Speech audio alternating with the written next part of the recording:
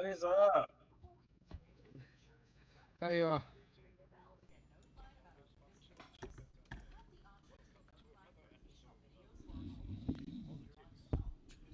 show you didn't ask for, but we're here for you. It's okay. Everyone's Um, excited. Respectfully, maybe, probably not so respectfully. How you all doing? We haven't seen each other in 2 weeks. On the on the podcast anyway. On this That's like podcast a anyway. bajillion years in Trump term times. Like, you know how many things happen in 2 weeks?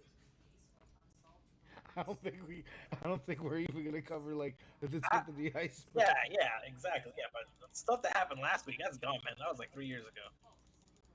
Yeah,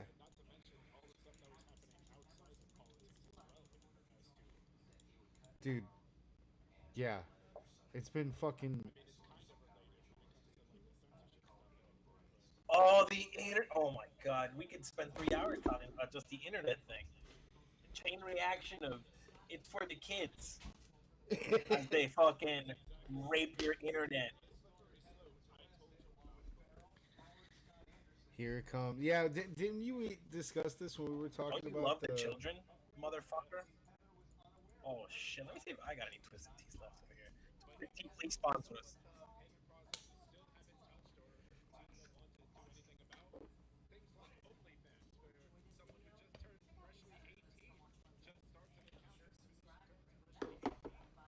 By the way, I know it's not a topic, but I'm glad you brought it up.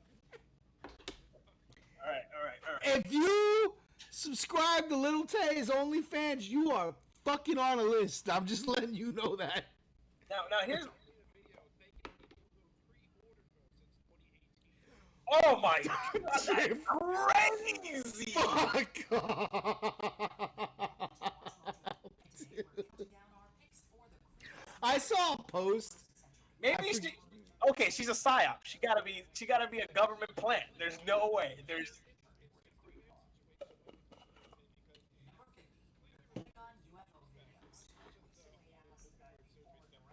I know who the fuck this bitch was. Yeah. I don't know who this bitch is. So the whole thing. Little Tay. Okay, I can help you. Yeah, Here's please, please. I don't know this part of internet lore. I just know, she turned 18 and then the Little OnlyFans happened. Tay got. And by the way, to my knowledge, it was posted apparently Instagram selfies of her, basically like Instagram level selfies that would be allowed on Instagram. She finessed these people for $1 million. Fucking crazy.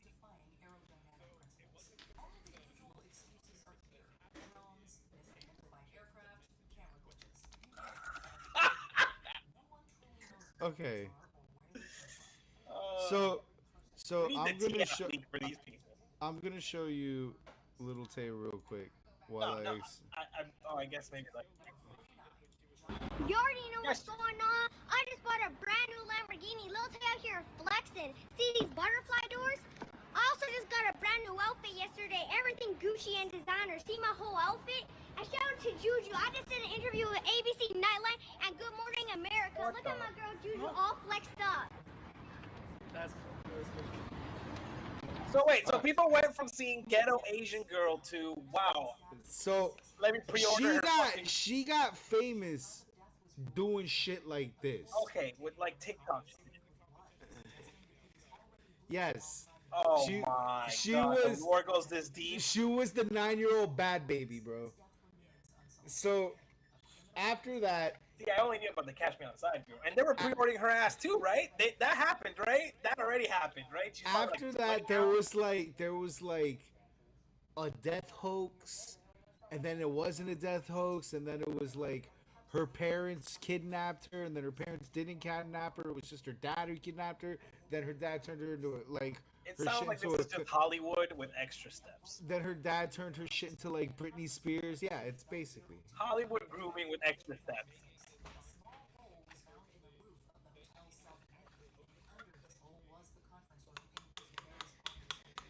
So, so someone had made a post on Facebook that I had read. I forget who it was, but I was like, damn. Someone's like basically they said the same shit. Anybody who fucking uh, subscribe to this bitch's OnlyFans is on a list. But she also said if you really think that all of those pictures were taken when she's 18, when she Oh hell just turned no! 18, you're But then, fucking out of your mind. but that oh my god! And then you know what? As crazy as that alone got this story, then there's the people that linked it to the fucking Visa Mastercard scandal, and they're like, but OnlyFans is selling child porn over here, like not digital one, real one, and we're not banning that.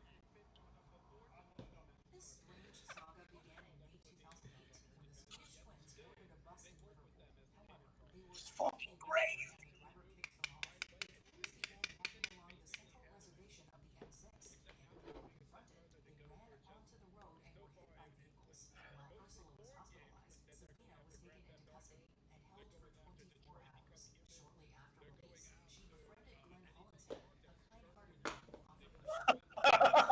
Anything back this first. Uh, yeah. Yep. That's where we're at. We're Oh, and by the winning. way, we're doing it for the kids. This is the theme. You know what? I gotta rename it.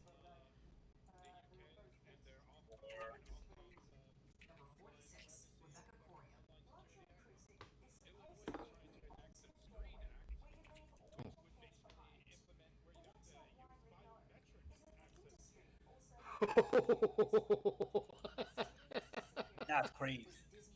What if your phone can't do that? They're just trying to protect the children. They need your thumbprints and face identification. What if your phone or computer can't tell? Bro, I have a very nice computer, and I don't even. This think is my just computer data can do harvesting biometrics. and trying to get humanity, or like humanity at its weak point because people want to watch porn. Like they got everyone addicted to porn, and now people can't stop watching porn, and they will do anything. They will give anything to the government to watch their porn. It's fucked up.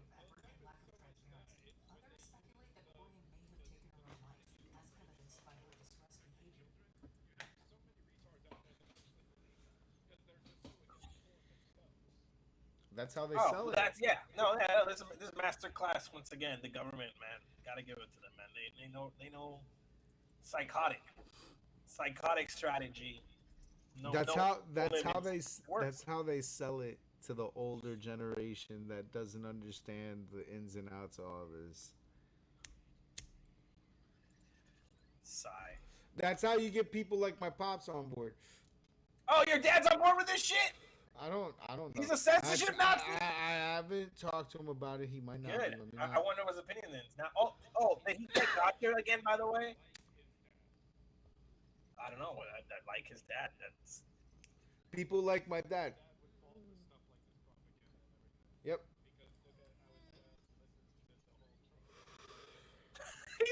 oh wait, what happened? Okay, so did anything happen, Monkey? If the fall for to get award just as I predicted? Okay, all right, cool. He really got us, bro. I can't wait. If your dad comes on the show, bro, I cannot wait to be like, man, you so were right about that Epstein.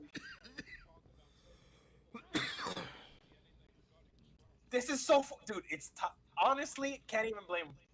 Can't even blame him. It's the only way to get out of this PR nightmare. It don't even look good. It's not even. I swear, if he pardons her, this will be the funniest shit in the universe. Because nothing says I'm innocent while getting this lady. Oh. Wait, who's admitting guilt? Sorry, what?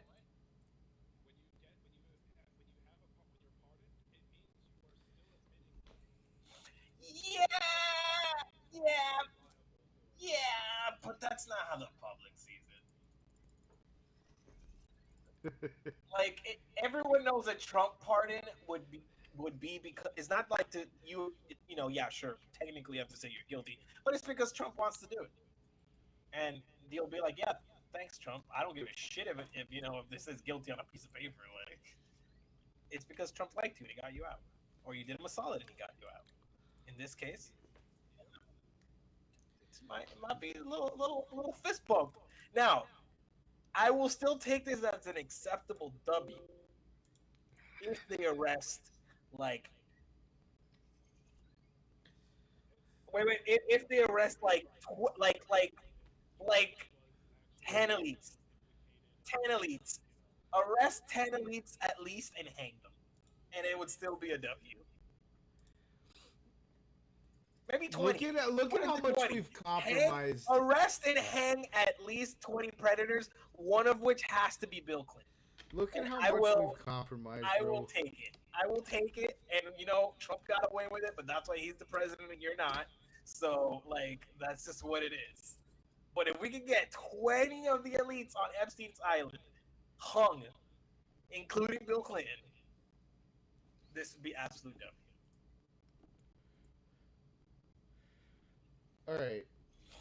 All right.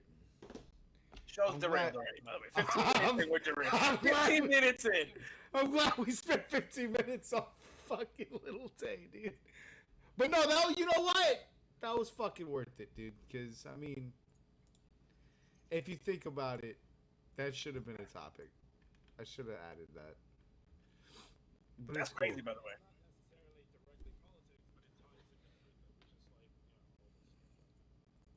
Yeah, because, you can't... We got all the good topics here. Diddle porn, money transactions, grooming, Hollywood. Yeah, it's very political. Right? Lil Tay is actually a political icon.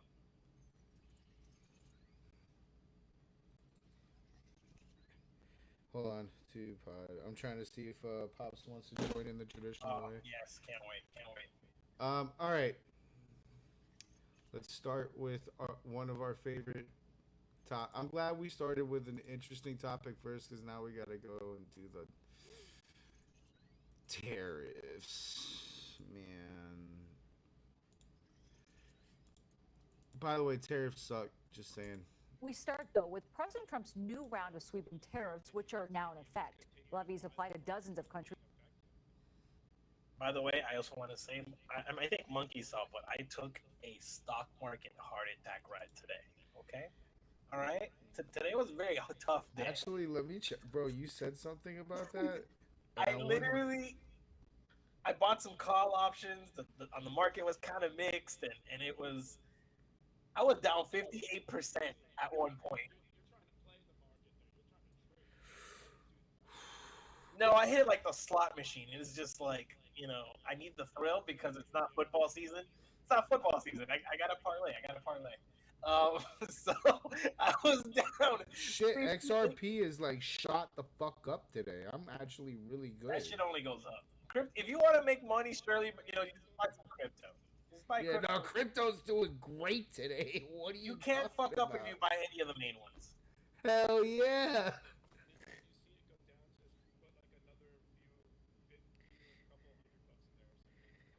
Fuck yeah, dude. I'm doing fine.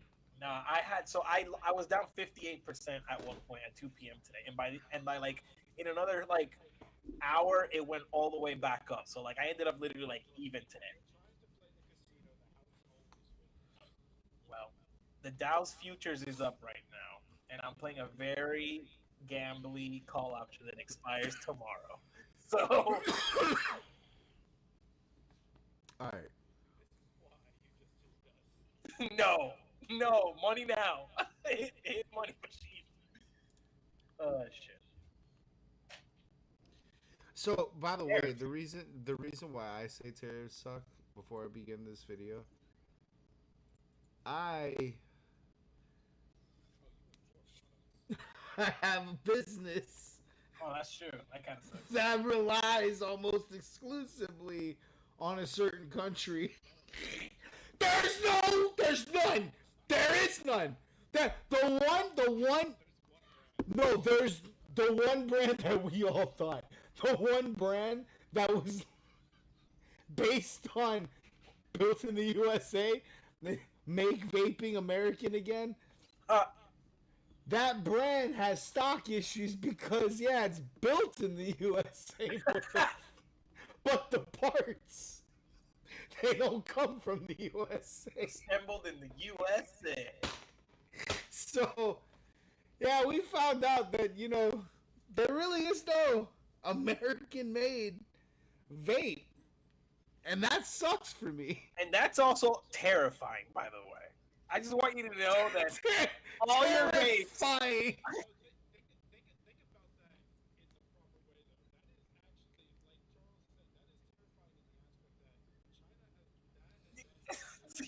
It's not just China. It's China, and the China has the biggest advantage. China is like 90% of the market, Uh-huh.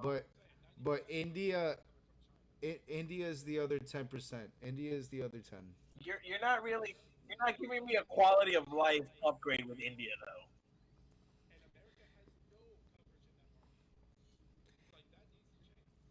Which is You know insane why? because If you consider the fact that I'm in surprised more vapes in don't explode. traditional tobacco world, America has most of that market, whereas everybody else suffers. So China found their own way of doing that through, you know, I don't know what it means for vaping going forward, but we need to find an American company and quick because this shit's too expensive. But all right, All right, that's why I monkey. say tariffs suck. You found your new business model. You found your new business model, motherfucker. Start building some vapes. I 100% you market wanna share. you wanna you wanna invest in my startup, bro? Don't worry, with the call option money, I'll win tomorrow. I got you, bro. Alright. Hell yeah, we'll build a fucking warehouse. I really am, Research dude. across the The globe. morning The bell is European gonna Union be my heart dropping. By the way, 9:30 a.m. tomorrow. Literally, I hit the double on the casino or like zero. Like there's no in between. It's gonna be great. It's like riding a fucking parlay, dude. Yeah, I call them. I literally call them parlay. Call options. Dude, it's great. Monkey, we'll sit down with it and I'll explain call options for you. If you want to see the life of trading those, because yeah, yep. All right. So let's get to this tariff shit.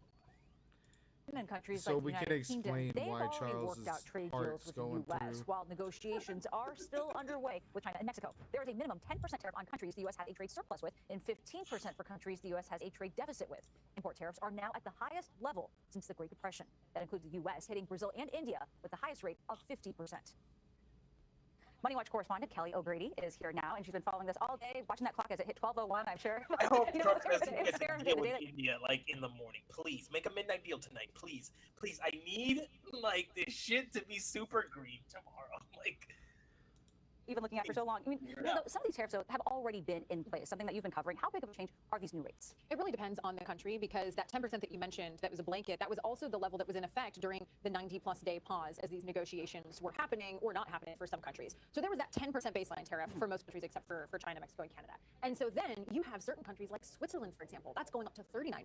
That's a really big jump, whereas the EU, Japan, I believe South Korea as well, it's only a bump up to 15%. Now, I say only, it still means that things would have to cost more for American importers to bring into the country, but it just really depends on the country. So when do you think Americans will start to see the effects of these tariffs? I know a lot of retailers have been stockpiling for a while, but they're going to run out of that eventually. So a couple of things. One, if retailers I or felt companies it. had placed an order before 12:01 Oh, well, yeah, a.m. like, and that order arrives in the States before October. So again, going back to the vaping anecdote, because this is going to be how I'm going to be able to explain a lot of this on a personal level.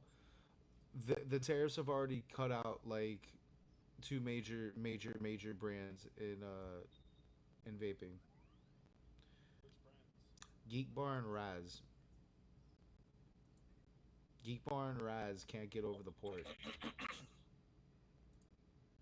So the Geek Bar has rebranded so that they can get over the port for cheaper.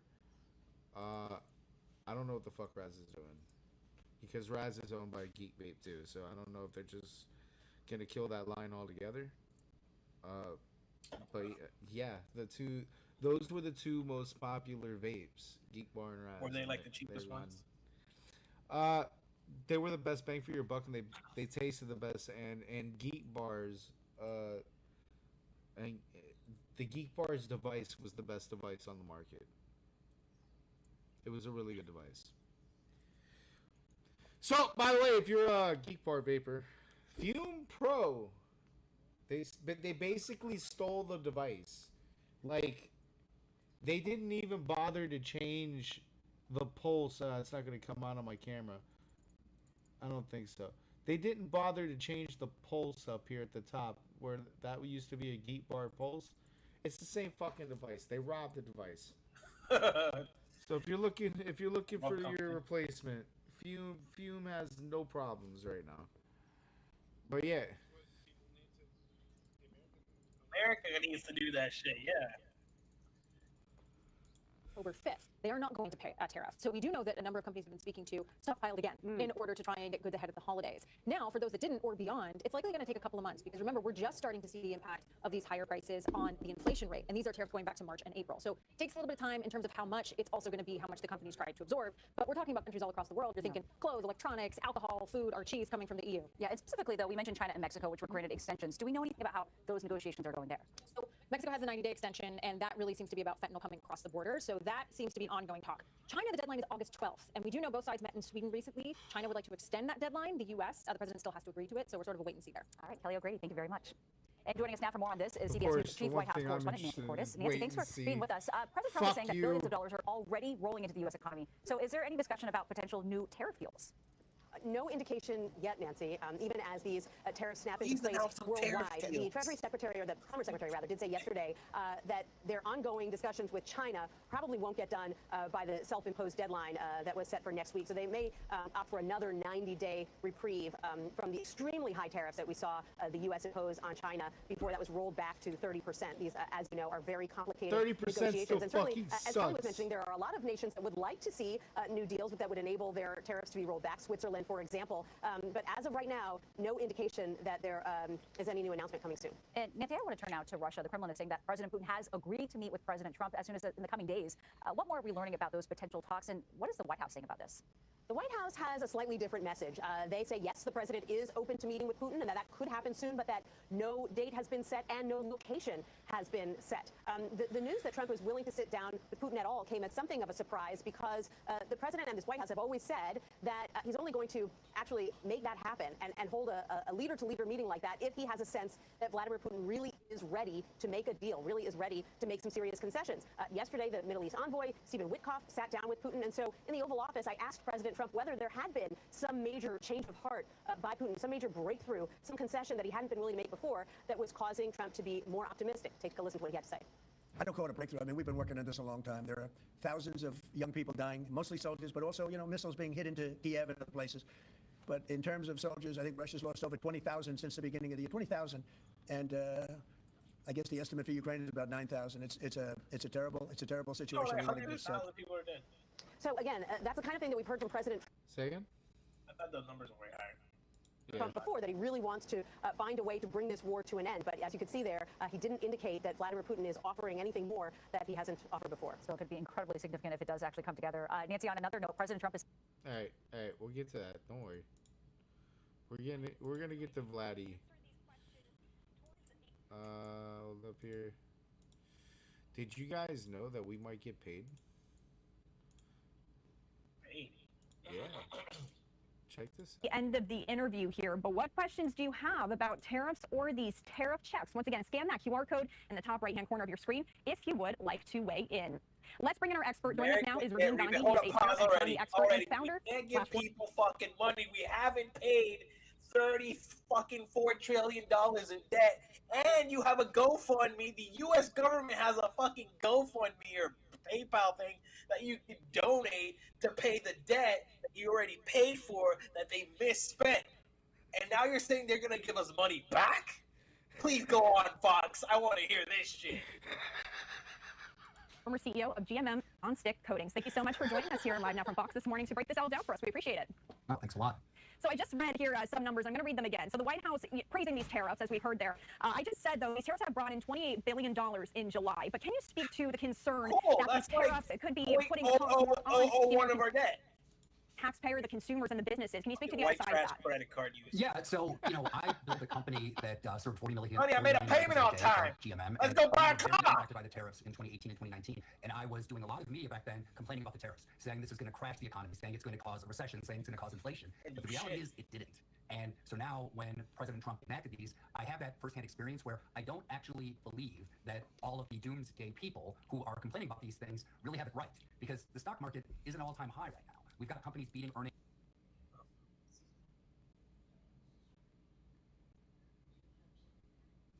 Tariff rebate checks will provide at least $600 per adult and dependent child, $2,400 for a family of 4. Benefit would be reduced by 5% for joint filers with gross income above $150,000. Tariffs have brought in $28 billion in July. I don't know why the fuck that's a necessary stat for this, but all right. Beating earnings, and the economy's in a pretty strong place. So that's what I would say to people who are worried that all these terrible things are going to happen. Yeah, and just on the other side of the coin here, because we do like to bring both sides to our audience here. So Americans expected to pay an average of 18.3% more for imported products, as I just shared before I brought you in here. These checks would be giving back $600 per adult. So could one make the argument, though, that if these rebate checks do happen, because again, this is still proposed right now, how beneficial is this really going to be for the taxpayer? Well, I think that, as someone who has built these businesses, I'd like to still write in, we're going to answer these questions towards the end. campaign on, I'm actually delivering. So we did ask our viewers to write in some questions here. I did want to get to those before we get back to our discussion here. So let's start bringing up these questions. Thank you to our viewers who did write in. So this question we touched on a little bit earlier here, but how much money can we expect? We do know it's going to be $600 per person, $2,400 per family. So we did touch on that a little bit already there, but maybe we have another question we can switch on. Thank you for writing in, Larry. Let's see. Do we have anything else? All right. When will citizens receive tax cuts in place of tariffs as promised? Yeah, that's what I want to know. Because, do we get it on a tax return or what's up? President Trump, Ravine, can you speak to that for us? When will they receive tax cuts instead of tariffs or based on tariffs? Well, let's see. This says, when will citizens receive tax cuts in place of tariffs as promised by President Trump? Could you just speak to maybe what President Trump Okay, no, that's not my has question. said in terms of tax cuts? Yeah, he has said some things that are pretty amazing if they were to actually happen. He has floated the idea of not even having an income tax if tariff revenue continues to be high. And I believe he said it was for everyone making something under, it was either $100,000 or $200,000 would pay no tax. Now, I don't think that is going to happen. I mean, if it does, I think the sky's the limit, because Americans, his job approval rating will probably be 80% at that point. But I think that this sort of dividend that he's declaring is a good first step towards effectuating some actual relief to Main Street with tariffs. But, we'll see what has to happen in terms of Congress. Good.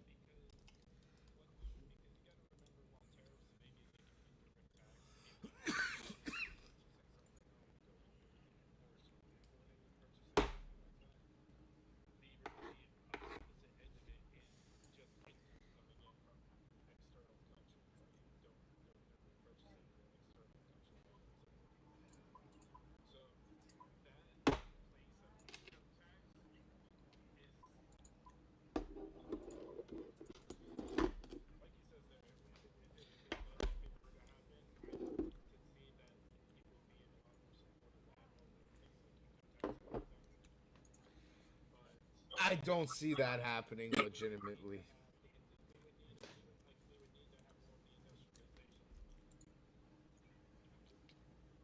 I don't see that happening, honestly.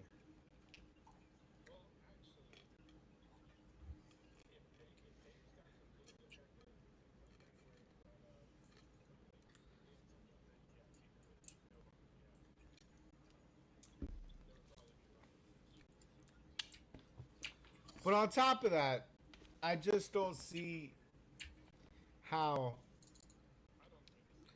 I don't see how you can get rid of the federal income tax and then replace it dollar for dollar with the amount that we tariff countries.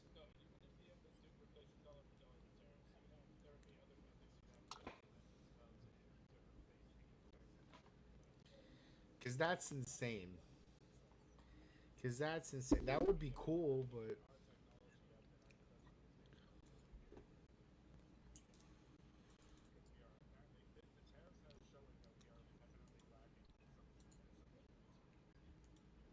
that is true. Actually getting rid of the income tax. A question I had for you, we saw the COVID rebate checks back when that was happening, but historically, have we seen anything like this come out of Congress in recent years or historically in terms of rebate checks with tariffs? Because tariffs are really something that President Trump has really hit home on here, really something we haven't seen before with any other president. Yeah, I mean, like you said, the COVID stuff was pretty unprecedented with Trump and Biden. We obviously had the Trump tax cuts. We had, like, going back to George W. Bush, we had tax cuts. But the key thing about this, and this is so important, deficit neutral. I mean, if there's something that people on both sides of this country believe, it is that we have way too much debt and no one on either side has done anything to fix it. And the fact that we can actually have dollars going to the hardworking Americans who deserve it most, and that money came from all of these other huge countries that want to sell to us the biggest, most dynamic economy in the world, that is historic. All right, one of my last questions for you here is Senator Josh Hawley. He's the one that proposed this bill. So again, this is still a proposal. We don't know if this.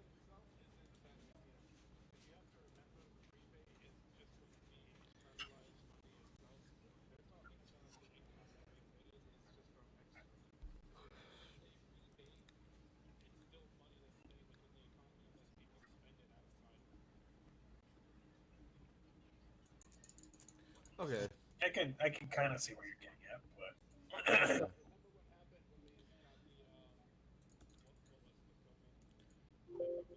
that needs to not happen.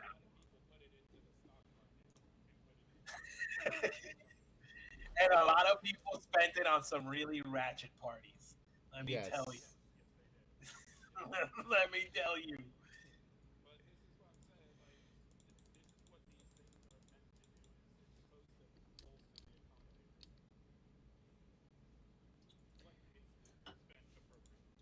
But see, I don't think this is treating the problem though. This is not treating the problem. This is only treating the symptom. I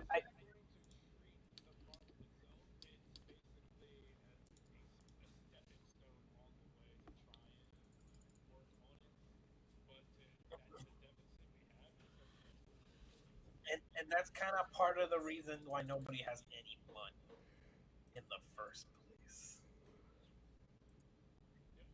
Facts. So we're gonna temporarily give them money, but then they're just gonna run out of money again. Everything's so goddamn expensive. Hey man, I could definitely use a stimulus.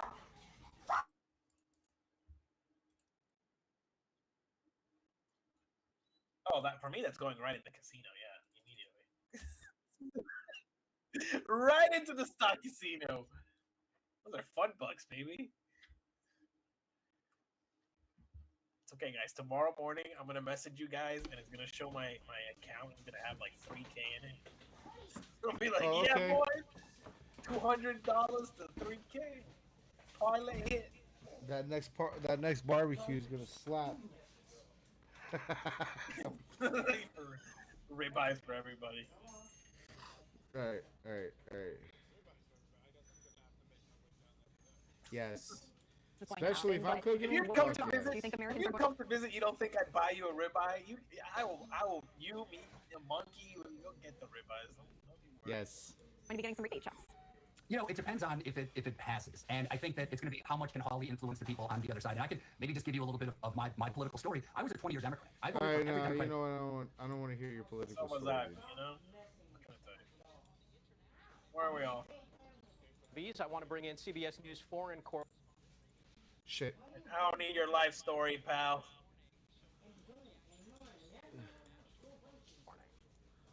Hey, wait, Well, is for a this look on? now on the international impact of President Trump's new the levies, wrong I want to bring in backup. CBS News We're foreign drunk. correspondent Rami Inocencio from our London newsroom.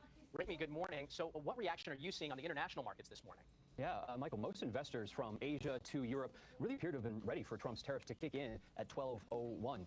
Looking at Europe's two biggest indices right now, The market German started DAX so and green, they're both so up high. near highs of the day, about 1.5%, 1.25%. And then it You only might have went thought down that from after this there. tariff news that they might have fallen. Again, it looks like investors were for the most part prepped. In Asia, a similar story. China Only went markets down from closed there. higher there. For example, Hong Kong's Hang Seng closed up about 0.7%. And this is even though about 40% of that index is linked to U.S. trade, U.S. companies. You can also see the China CSI 300 up. It was looking so good in the morning. Really flat, but they're less exposed to direct exports to the United States. They often go through interlocutors. Flipping up the board, we can take a look at Japan's Nikkei. That ended up similarly up 0.7%. That index is about 25% exposed to U.S. trade. But Michael, companies that we'll all know, Toyota, Sony have factories in the U.S., so that can make them less vulnerable to tariff pain. Okay, And Dow I'm looking Jones at the India futures Nifty looking 50. good so That's up far. marginally, but I've been tracking that over the past several hours, and that was actually down for most of the day. That was telling a different story until just in the past hour or so. That's because India now reeling from a whopping 50% tariffs on its exports to the U.S. This is one of the highest rates imposed by President Trump. He signed that order overnight, 25% more tariffs, because India is still buying Russian oil despite that Western ban because of the war in Ukraine. And finally, one more country feeling pain today, Michael, is Switzerland. 39% tariffs go into effect today. Biggest exports there, watches, chocolates, machinery. That also fucks me. That also fucks me. What I just say, the other side of my business is India. I'm getting fucked everywhere. Yeah, fucked everywhere, guy.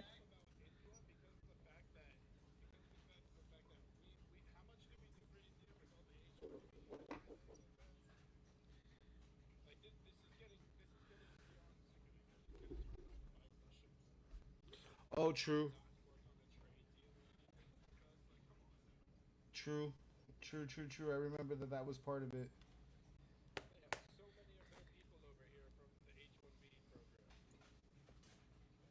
God damn it.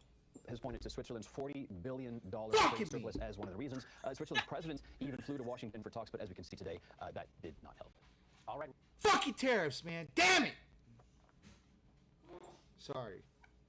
Shit.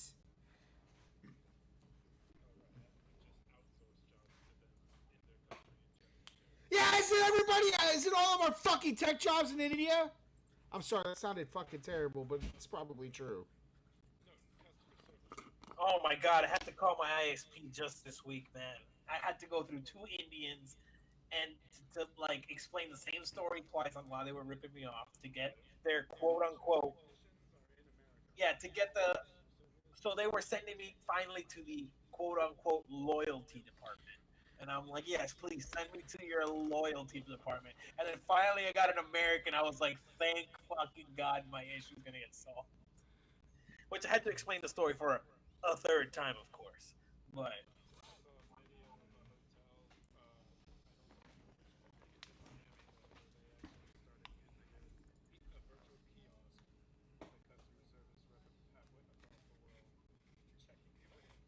Oh, fuck no. That's crazy. You might as well use AI at that point. So, in case you missed it, some of these countries, Brazil 50%, Switzerland 39, Canada 35, India 25 with an additional 25 in 21 days because of the Russian oil thing.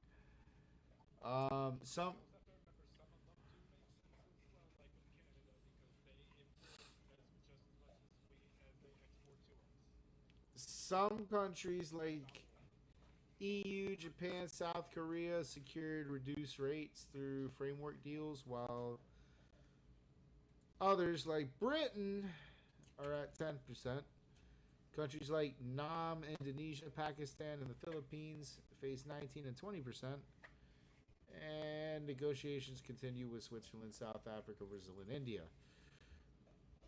Upcoming tariffs include 100% on imported chips and semiconductors, up to 250% on pharmaceuticals, and additional levies on sectors like lumber and critical minerals in the coming weeks. So, things gonna get more expensive,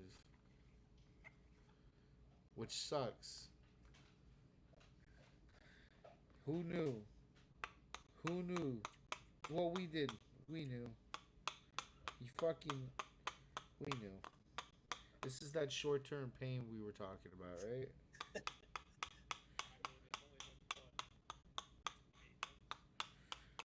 Short-term, buddy.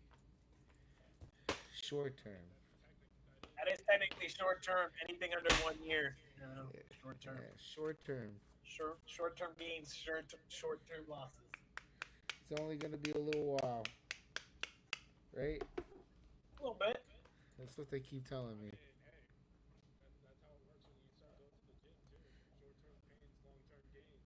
Woo!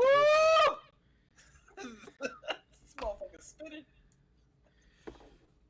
Alright. Well, let's talk about our best buddies. Our buddies. Hold up a minute. Let me grab it. our buddies from other buddies. 5:13 here on the East Coast. Welcome back to Live Now from Fox. I'm Jeanne Francine. Bright and early on this Thursday morning, just into our Live Now from Fox studios, we are following some breaking news from the Associated Press. You see it on your screen. AP reports a meeting between Russian President Vladimir Putin and U.S. President Donald Trump has been agreed to. This according to a Kremlin official on this Thursday. They also report it could possibly take place next week at a venue that has been decided, quote, in principle. We do have a quote from Russian President Vladimir Putin's foreign affairs advisor. He told reporters, quote, at the suggestion of the American side, it has been agreed in principle to hold a bilateral meeting at the highest level in the coming days. And speaking of this, I do want to transition to give you a live look out in Moscow, Russia on this Thursday morning, the shot courtesy of Earth Cam. We're also learning, according to Putin's foreign affairs advisor, that next week is the target date for a summit, while noting that such events take time to organize and no date has yet been confirmed. Again, the possible venue will be announced a little later, end quote. We're also learning he played down the possibility of Ukrainian President Volodymyr Zelensky joining the summit meeting to discuss ending Russia's 3-year-old invasion of its neighbor, which the White House said President Donald Trump is ready to consider. Speaking of whether or not the Ukrainian president will be in attendance, we do have the latest remarks from Ukrainian President Volodymyr Zelensky on your screen.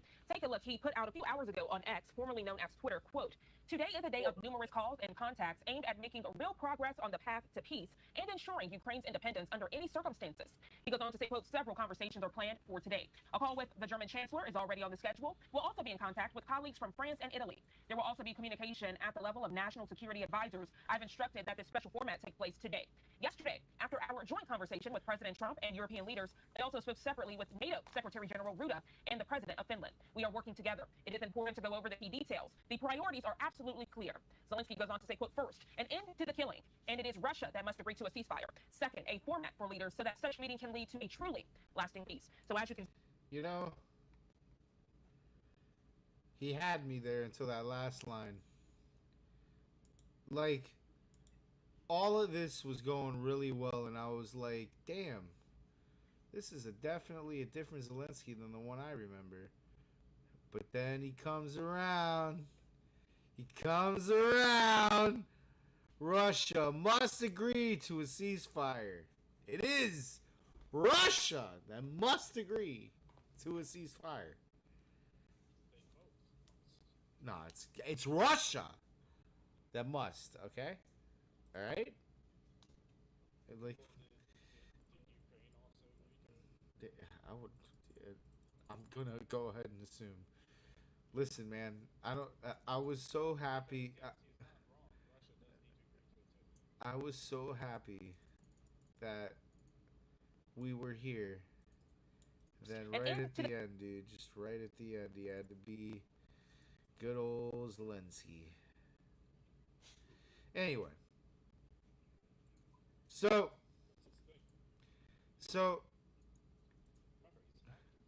what do you what is the percentage chance that we see this end this month? 5.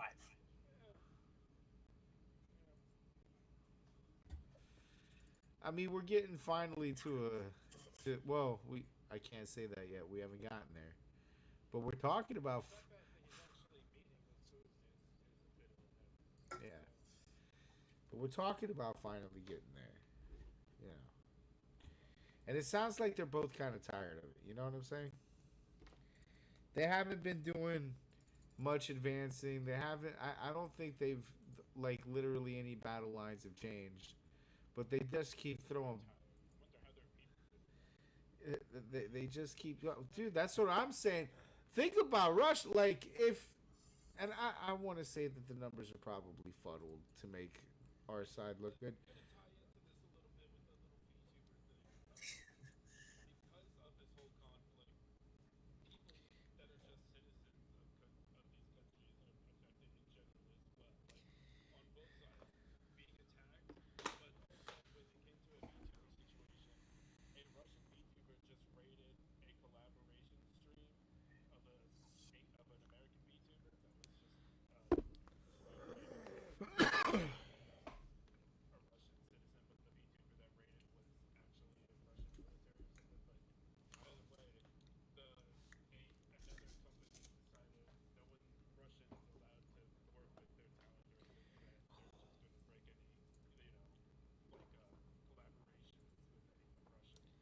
Holy shit. Damn. Damn, bro. Well, either way, listen. If you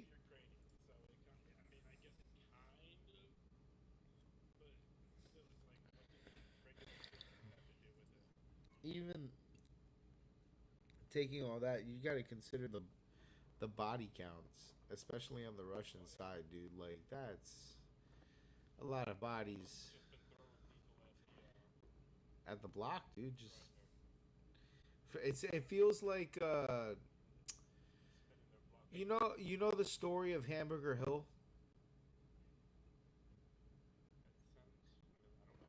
It's the I think it was a Nam story, if I'm not mistaken. Hamburger Hill was a Nam story, but it was like this one hill that we kept trying to take for days and days and days and days and days and days and days and days and days and days and days and days and days, and it took like so many fucking bodies, and we finally get to the top of the hill, and then the hill becomes pointless. But it was like days and days and days and days and days and days. And they called it Hamburger Hill because of how many bodies it was taking.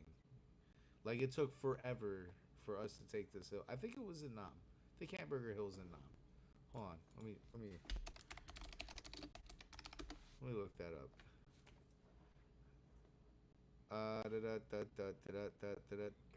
Yeah, it was Nam. It was Nam. It was Nam. I had it right. But yeah, that's what I feel this shit is. It's like Hamburger Hill. Like we're throwing bodies to do nothing. We're not getting anywhere. And then finally, when we get somewhere, it's going to be pointless. So, kind of want to see this end. I'm hoping this is the beginning of the end over here. At least we're a little more motivated to work on this side because the other side has been given such a headache. Like the other side of the world has been giving us such a headache that we're like, finally, let's talk to some people that might make sense. But who knows? These guys don't like to make sense either. Let's see. Yeah, they covered that pretty well. I won't play the video of it, but Brian Driscoll and Steve Jensen got fired today from the FBI. So they're beginning the purges on that. Brian Driscoll and Steve Jensen. I guess I should play the video. I'll pivot to a different story here because we're learning about some firings at the FBI. Who exactly was affected? That's right. There is a new wave of firings across the FBI today. At least the most high-profile name that we know right now is Brian Driscoll, who is briefly the acting FBI director, while Kash Patel, who's currently in charge now, was awaiting Senate confirmation. Driscoll, importantly, was the FBI agent, obviously at the top of that organization for a very short period of time, who slowed down and tried to stop the Trump administration's move to gather information on the agents who worked on the Trump investigations and also January 6th. That is hundreds of agents that the Trump administration eventually did get a list of, but Driscoll was the one who slowed it down and tried to push back against that. There are two other agents that we know who have been let go. All of them have worked on January 6th or investigations related to President Trump in some form or another. Now, speaking of January 6th, the Justice Department has hired a man who was charged with illegally trespassing during the January 6th Capitol insurrection. That person's being hired as a senior advisor. So can you tell us who Jared Wise is and how the department is justifying this hiring move? That's right. We had heard a couple of weeks ago and reported that he had joined the Department of Justice, but today the Department of Justice did answer a request for comment in which they told us that he is a valued member of the Department of Justice and they appreciate his contributions to their team. He's a former FBI supervisory agent who was on the Capitol that day, and according to charging documents, he had yelled at police officers who were guarding the Capitol and trying to stop the Capitol rioters from entering the Capitol while lawmakers were still on the Hill, that they were Nazis and Gestapo. In addition to a number of expletives that he was yelling at police, he also chanted repeatedly, "Kill them, kill them." This is certainly a big step for the Department of Justice to be hiring somebody like this, but notably, this man was about to have his trial wrapped up when President Trump issued that wide-ranging sweeping pardon that forgave everybody and commuted ended sentences, pardoned people who had already been convicted for their role on January 6, 2021 and the attack on the Capitol. Almost seems like he's getting rewarded there. Wow. Jake Rosen, thank you so much. Wow. Yeah, make sure to fit that one in at the end.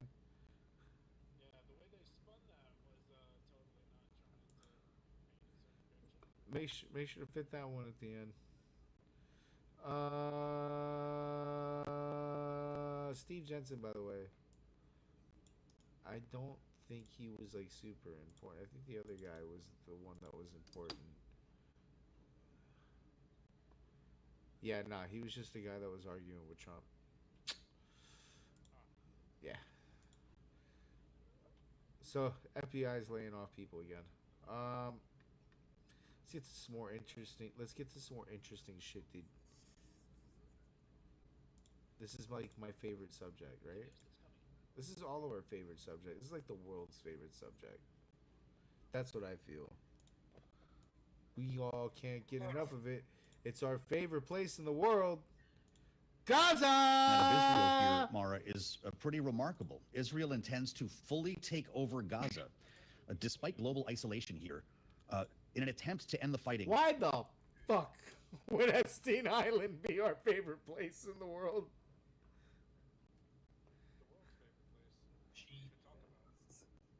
Nah, dude, that's like maybe that's top 5 for sure. It's like top. That's like second, maybe 2. Gaza's definitely the world leader, dude. They're under an enormous amount of pressure to accept the Palestinian state. An eviction seems to still be on the table here. President Trump was asked quite recently, it was in fact the 31st of July, about the situation of Israel here, Mara, is pretty remarkable. Israel intends to fully take over Gaza, despite global isolation here. In an attempt to end the fighting, they're under an enormous amount of pressure to accept the Palestinian state. An eviction seems to still be on the table here. President Trump was asked quite recently, it was in fact the 31st of July, about the situation in Gaza, knowing that he has suggested removing everyone and building waterfront condos. This is the most recent take from President Trump. So, I love that Triple H is in this. I just want to say, this kind of sucks for that whole ethnic cleansing allegations. But see how it plays out. What's it? Yeah, it's a terrible thing. People are very hungry. You know, the United States gave $60 million to food, and it's a shame because nobody, I don't see the results of it. And we gave it to people that, in theory, are watching over it fairly closely. We wanted Israel to watch over it. Part of the problem is Hamas is taking the money and they're taking the food. But we gave $60 million a couple of weeks ago. Nobody said anything about it. Nobody said thank you. But I didn't need to thank you. I just wanted the people to get fed. President Trump, just a couple of days ago, just about a week ago, Mara, the Israeli government is going to make a decision on this idea of whether or not to fully occupy Gaza a bit later on today. It's unclear if we'll get an announcement when this happens. What would be the fallout of such a move?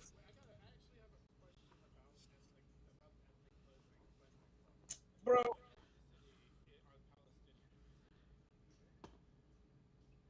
Oh, you dirty. Fuck you. I know where you're going with that.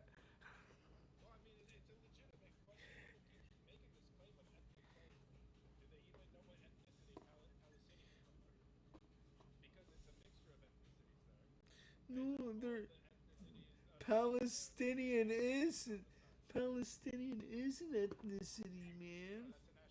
I fucking know, man. I'd also like to say that I would believe Israel under the international eye, despite of all the claims of Israel. Honestly, wouldn't they mostly be Arab though? Bro, let's be real, everybody. Let's stop a moment and think. The Israelis, the Pakistanis are basically the same shit. The different gods. They're fighting over bullshit for thousands of years. But they're the same motherfuckers. They're all the same motherfuckers. They're too stupid to put their shit aside. So they're gonna fight forever. However, with that said,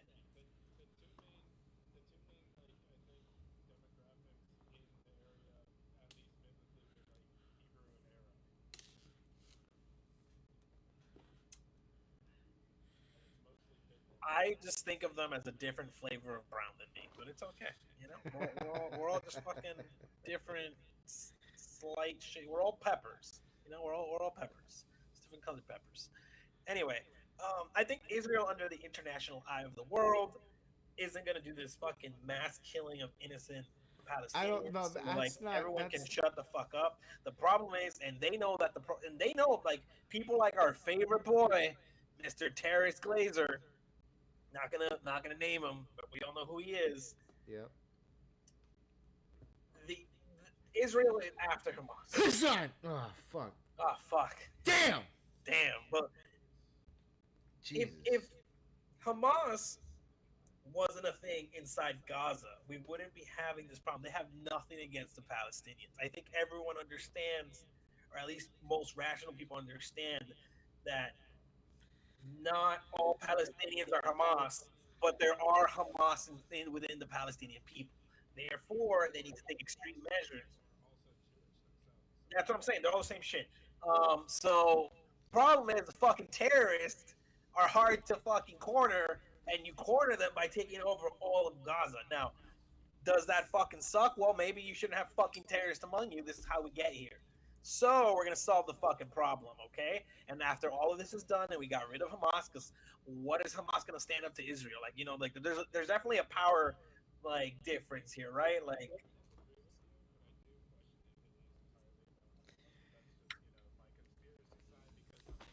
well, hold up. I was getting to that. I was getting to that. No, no, no, no, no, no, no, no. This is not about that. It's not about that. I'm about to get to it. So they get rid of Hamas, right? You occupy Gaza, you get rid of Hamas. That's step 1 and 2, okay? Because it was always going to happen like this. Trump already laid down the rest of the plan. We're getting Trump Gaza. We're gonna westernize Gaza because if you think about the state of Israel, and honestly, to the fuck of me, I did not know this until like earlier this year. Israel's really fucking nice. Like, it isn't like some sand village out there where they show you the wall. Like, that's not Israel, bro. Israel is Lamborghinis and Ferraris and like basically South Beach. Like, that is Israel. So we're gonna do that. Gaza's gonna be Vegas. Like, I don't understand that you guys are not all following along here. That the goal is to commercialize this strip of land by the beach and extend it because Israel's on the fucking. They got a beach, man. They got a fucking nice ass beach. So that's where we're at. Which would make it probably. And you know what? That'll make it safer. A lot more expensive to live there. It'll make it safer. It'll make it safer. No more Hamas. No more terrorists. You'll get luxury buildings instead. What about the? Oh, but you'll displace all the people. Well, they displace us here all the time. What's the fucking difference? You tell me the people that used to live in Liberty City 20 years ago can still afford Liberty City now? No, we gentrified that shit. So.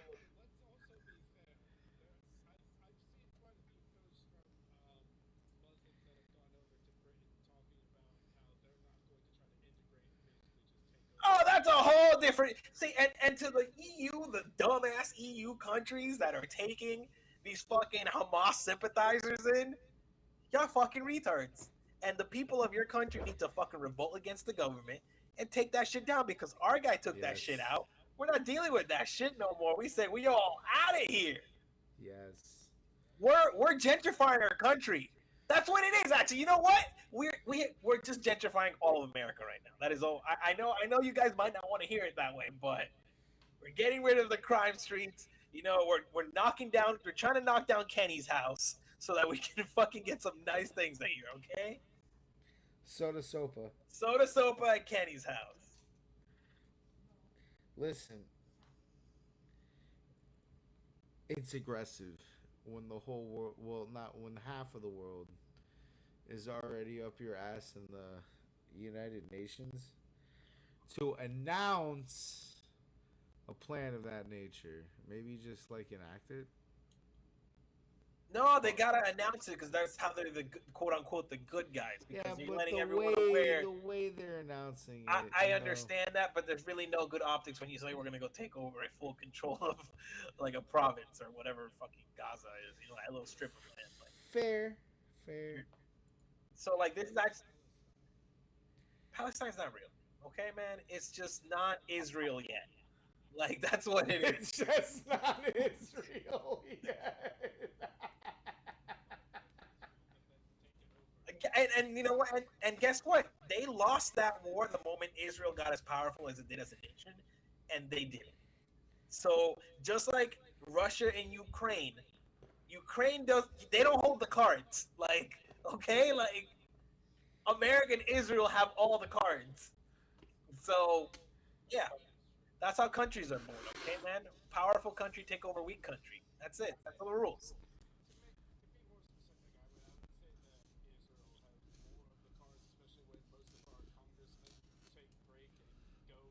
Well, you might say they have our cards, that our cards are their cards. We really don't know how many cards everybody is holding. Well, the point is that they're not on Pakistan or whatever Palestine side. Okay? Not Pakistan either. They had beef with India, and Trump went in there and told those fuckers, stop it. Yeah. We got the cards there too. So there you go. This is a little lesson for all countries. Put them on notice, okay? You don't have the You cards. don't have the cards. I don't know if America has the cards, but I'm just saying that I definitely know they don't have the cards. Yeah, I don't subscribe to the belief that the Jews run the world or run America or Israel. Israel is like fucking what do you call that? A Zog government.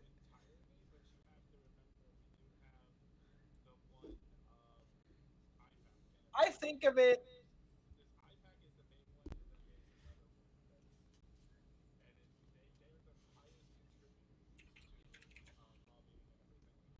I think of it more like a Logan and Jake Paul situation, like USA and Israel. Like, okay, like that's kind of like the vibe that I'm getting.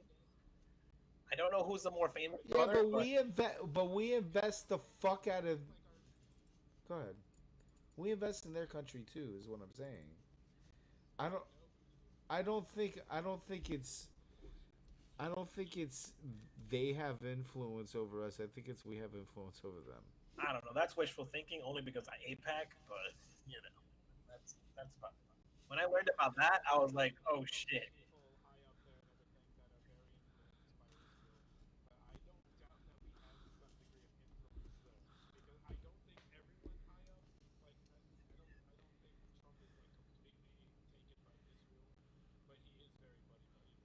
Yeah, and I mean, and not But necessarily like, that's American to do but that. that's not Like, even like necessarily like a terrible thing because in a way of speaking, yes, let's go back to like the APEC thing.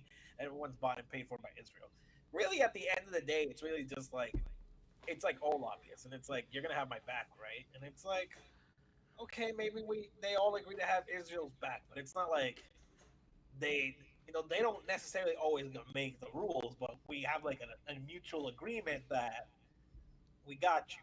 Like we don't like the other people. Like maybe you know what? If Palestine wanted to turn things around, maybe they should pay Americans. Maybe they should pay some lobbyists. Maybe they should lobby. Hamas should, instead of being terrorists, should be lobbyists. They should change their game up. Because if you outspend Israel, which in theory you can't, but maybe somehow you pile up all this money. Hamas, I have some advice to you, Hamas, right now. Actually, pile up all this fucking money and just give it to America. Well, then we'll have your back, because that's the only thing America's fucking loyal to. We like money. We must make money. So therefore, give us money, and it'll sort itself out. capitalism, baby. Capitalism, baby. All right. Joe, listen, it would be a devastating decision for Israel to make, not only for the Palestinians in Gaza, but for the Israeli polity itself. To be clear, this is an Israeli political leadership decision, one that has been long pushed by the far-right members of Prime Minister Netanyahu's coalition. The military, the Israeli Defense Forces, is against this decision and has been remarkably public in their statements about thinking this is not a wise course. And so it is very unclear how this plays out for Israel within its own country, never mind, as you pointed out, the international reaction. I will say, President Trump, much as he wants to get credit for the United States supplying humanitarian assistance, which is important, but the United States has done for years and years. The important thing is that there is not a way forward for that humanitarian assistance. The United States did not do its due diligence on the mechanisms that were set up. And beyond that, President Trump himself played right into the Israeli far right when he made the pronouncement, which he has since backed away from, about the fact that essentially there should be ethnic cleansing in Gaza, that all Palestinians there should leave, as you reported a few minutes ago. Yeah. Ow. You saw his post on Truth Social this morning with regard to the entire region, I guess is the only way I can put it. The president writes, now that the nuclear arsenal being created by Iran has been totally obliterated, you can see the post on Bloomberg TV, it is very important to me, he says, that all Middle Eastern countries join the Abraham Accords. This will ensure peace in the Middle East. Thank you for your attention to this matter. How does he expect Middle Eastern nations, allies or not, to respond to such a message?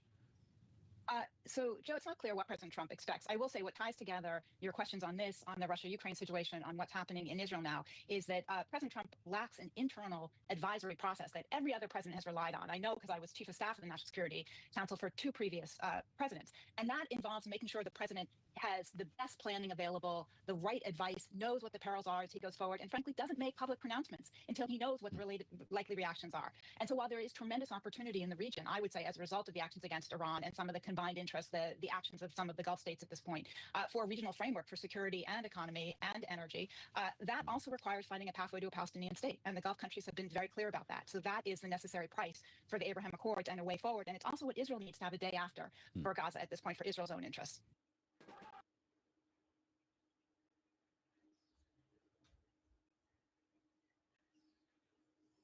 So wait, sorry about that. I was muted. So on top of all that going on, where they're announcing, hey, by the way, we're taking over Gaza, there's another guy that's like, hey, by the way, don't forget about me. I want to make things about me, dude. Hold up. تحويل السفارة حزب الله بسم الله الرحمن الرحيم. That definitely doesn't look like some Nazi ass shit right there. You know what I'm saying? Like, نحن مش موافقين على أي اتفاق جديد. This dude looks like an older, what's this guy's name? Dr. Fauci. It's like radicalized Santa. He looks like an old Dr. Fauci. This is Fauci in disguise. الاتفاق اللي موجود بين الدولة اللبنانية والكيان الإسرائيلي. الجيش ال20 مليون ومن خلال تحويل السفارة حزب الله هو عاشق لحزب الله. مصلحة إسرائيل ما تروح للعدوان الواسع. لأنه إذا راحوا للعدوان الواسع يعني المقاومة ستدافع والجيش سيدافع والشعب سيدافع. هذا الدفاع سيؤدي إلى سقوط صواريخ في داخل الكيان الإسرائيلي. إذا عملوا هول كلهم وين صرنا؟ هذا المطلوب أن ينعمل. طيب حتى لو المقاومة لمواجهة إسرائيل أمر ميثاقي يناقش بالتوافق. تعالوا لنناقش استراتيجية أمن وطني واستراتيجية دفاعية. الأمن الوطني يتجاوز موضوع السلاح لأنه يأخذ بعين الاعتبار قوة لبنان، تراكم القوة، اجتماع القوة، محاولة الدفاع، مواجهة العدو الإسرائيلي. ليست الاستراتيجية جدول زمني لنزع السلاح.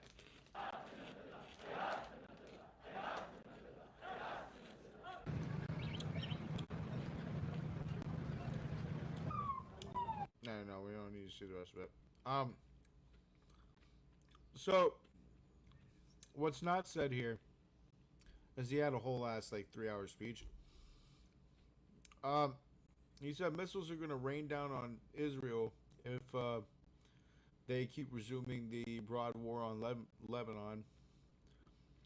Says rockets will fall inside the entity, collapsing the security they have built over 8 months within 1 hour. He emphasized that Hezbollah, Lebanon's army and people, would defend themselves, rejecting calls for disarmament. So they still fucking around out there in Lebanon.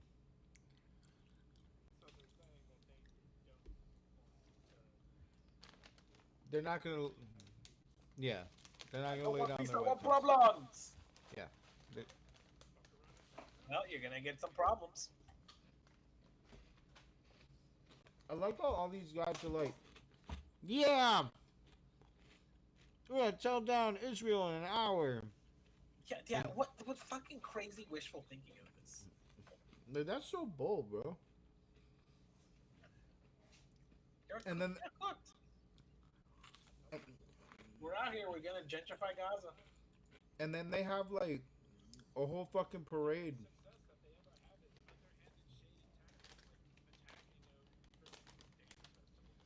They land one missile. They're a little terrorist tactics. All they got. Let me not. Yeah, they land one missile. They land like 3 missiles out of 300, which is like the rate of Dak Prescott's accuracy in the NFL.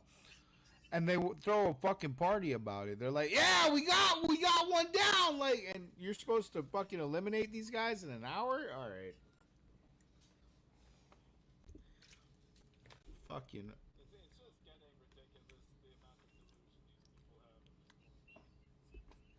I honestly thought they were done. I thought it was game over for Hezbollah. I thought...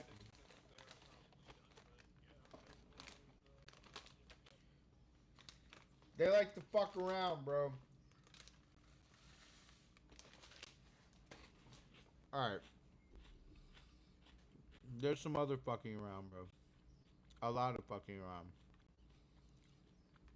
This next story that I'm about to show you guys is fucking actually insane. And it's a short story, but this shit is actually fucking insane. Like, I actually have an issue with it. Has been arrested for sending sensitive information to Russia.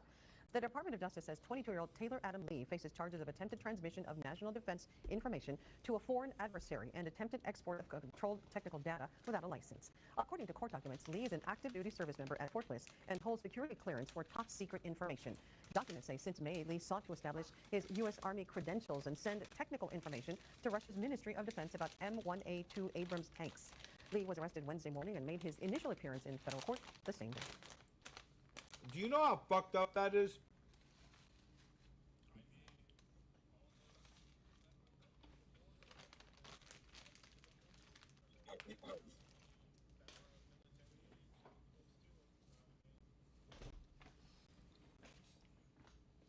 Forget the espionage. Do you know how fucked up that particular espionage is? They gave him the Abrams tank blueprints, bro. The Abrams tank. That's our badass. Like, I know, like, the layman isn't going to understand that. So let me try to explain it. The Abrams tank is like the fucking Lamborghini of tanks. It's like one of the nicest tanks to ever be fucking assembled. It's a badass. It's a fucking unit, dude. It wins so many fucking battles. It's one of the best tanks in existence. And we just literally have been holding that blueprint for fucking, I want to say, 2.5 decades. Like, the Abrams tank's been around for a few wars. The Abrams tank should have never been given to Russia. That's fucking insane, bro. It's like fucking so bad. I hope they fucking hang that bitch. Honestly. I don't know how we do that nowadays in 2025. I don't know how they handle with espionage. But I hope they hang that bitch. You know, speaking of hanging people, are we going to get to the topic today about the Texans that ran away? The Texas Democrats that ran away from their vote? From the gerrymandering thing? We can. Did we add that? Okay. Just making sure. We can add that. Yeah, that's going to be a fun one. All right. We are continuing to follow a breaking news situation out of Georgia, specifically at Fort Stewart in Georgia right here. So this was a mass shooting, by the way. We can move that calendar down. Shit, again? Yep. Want to share this with you. Probably not the case, Whoa. but we have... We are continuing to follow a breaking news situation out of Georgia, specifically at Fort Stewart in Georgia right here. I did want to share this with you as Fox News says that 5 soldiers have been shot at Fort Stewart in Georgia. Shit! They say the shooter has been apprehended. So the very latest details, as I did want to share a little bit more with you. This is a look at the map right there where Fort Stewart is. And if you're familiar with this area, we do want to let you know that this is southwest of Savannah. This is the largest Army post east of the Mississippi. So the very latest information is call this one a mass around shooting. 11 this morning, a little after 11 a.m. local time, a lockdown was put into place at Georgia's Fort Stewart after what officials are calling an active shooter incident. They said that they had issued a lockdown for the base and the Wright and Evans Army Airfield. They said at the time, lock down your facility immediately, stay inside, close and lock all windows and doors, keep telephone lines open, and report accountability to your leadership. Army officials did confirm that that lockdown was put into place at 11:04 a.m. in response to an active shooter incident. Right now, they are currently assessing that situation right now. 5 everyone got have been guns. reported shot, and according to Fox News, that suspect has been apprehended. That is the information that we know right now. In addition to that, 4 local schools, 2 elementary and a middle school, have been placed on a soft lockdown after an abundance of caution, and the entire school district is closely monitoring this as well. For more information on this, I did want to bring in Bobby McDonald, who is a former Secret Service agent, and we appreciate you taking the time to join us here on Live Now from Fox as we continue to monitor this breaking news situation. So, yeah, this constitutes a mass shooting now. I think mass shootings are anything above three casualties, death or injury. But yeah, crazy shit be happening in our army today, or this week. It's been an active week for active servicemen.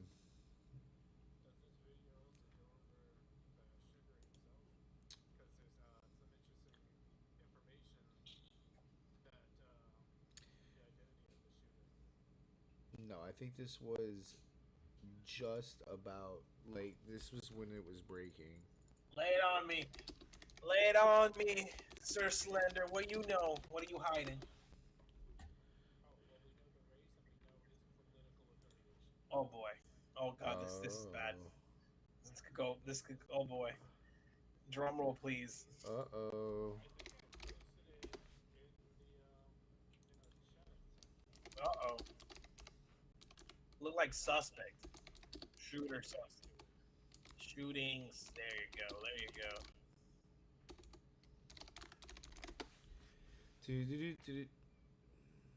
No! Our chief intelligence and law enforcement analyst. No, black people don't do mass shootings. See, this is why you can't. You see, I knew from the start.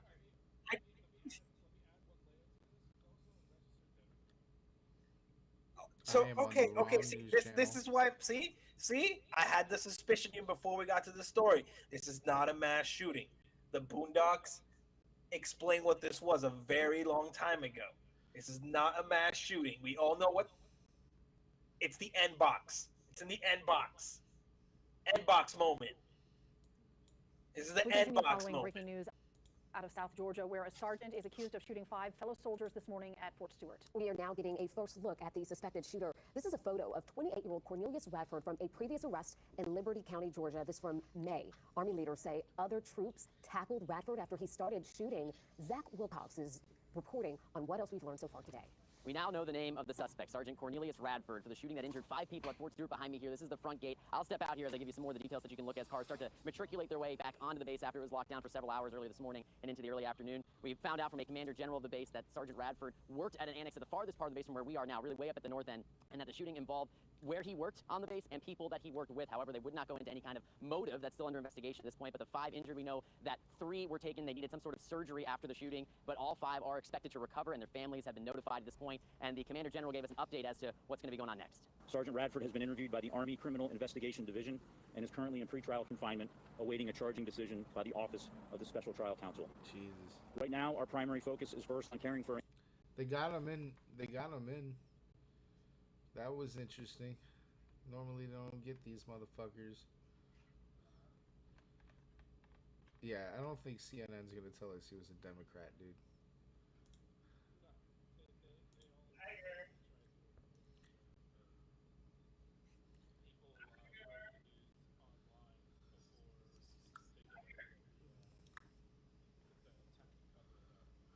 Okay. All right, then let's go to this one real quick. The FBI is now getting involved in the case of those Texas Democrats who left the state Sunday. They left to prevent a vote on a new congressional map that favors Republicans in the 2026 midterm election. Now, on Tuesday, Texas Governor Greg Abbott ordered state troopers to arrest the missing Democrats, but those warrants only work within state lines. Fox's After Red live in Austin tonight. National Republicans are asking the feds to get involved. Well, Caroline and Rashi, 57 Democrats left the state of Texas Sunday afternoon, and they're camping out in places like Illinois, New York, and Massachusetts, which means Texas state troopers can't arrest them. So this morning, FBI Director Kash Patel granted Texas Senator John Cornyn's request for federal help in finding those AWOL Democrats. Cornyn is asking Patel to investigate bribery allegations because he claims the missing Dems may be illegally accepting funds to pay a $500 fine for each day they're gone. But the Democrats say their goal is to hold out until Texas' special legislative session ends on August the 19th. If law enforcement apprehends me, I of course will go peacefully and will follow their instructions. I knew that I would be facing consequences for doing this. But again, I think it's bigger than me. It's bigger than any political party Wow. The Democrats purposely left Rosa Texas to break a Parks. quorum, meaning there's not enough lawmakers present to hold a vote. They're stalling a GOP effort to approve a new.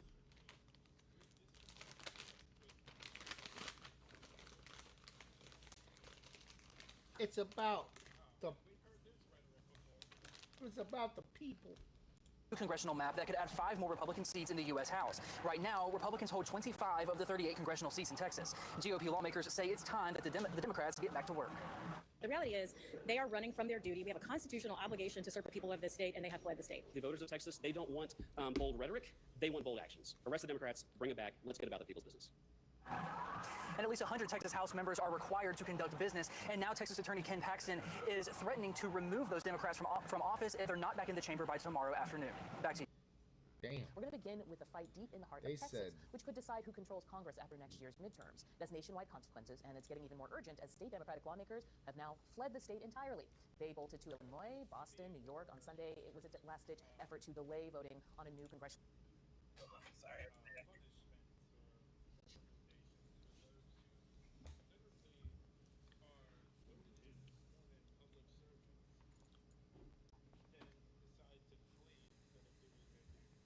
Yeah, we throw them in prison.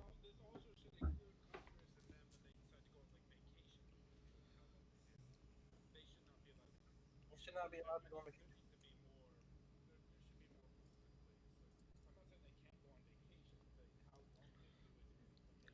I said they can't go on vacation.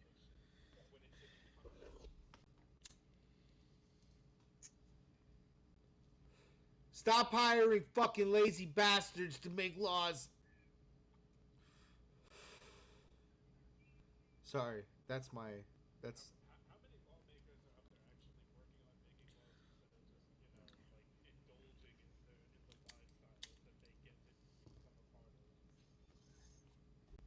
Probably fucking all of them, bro, on both sides. Probably a bipartisan luxury.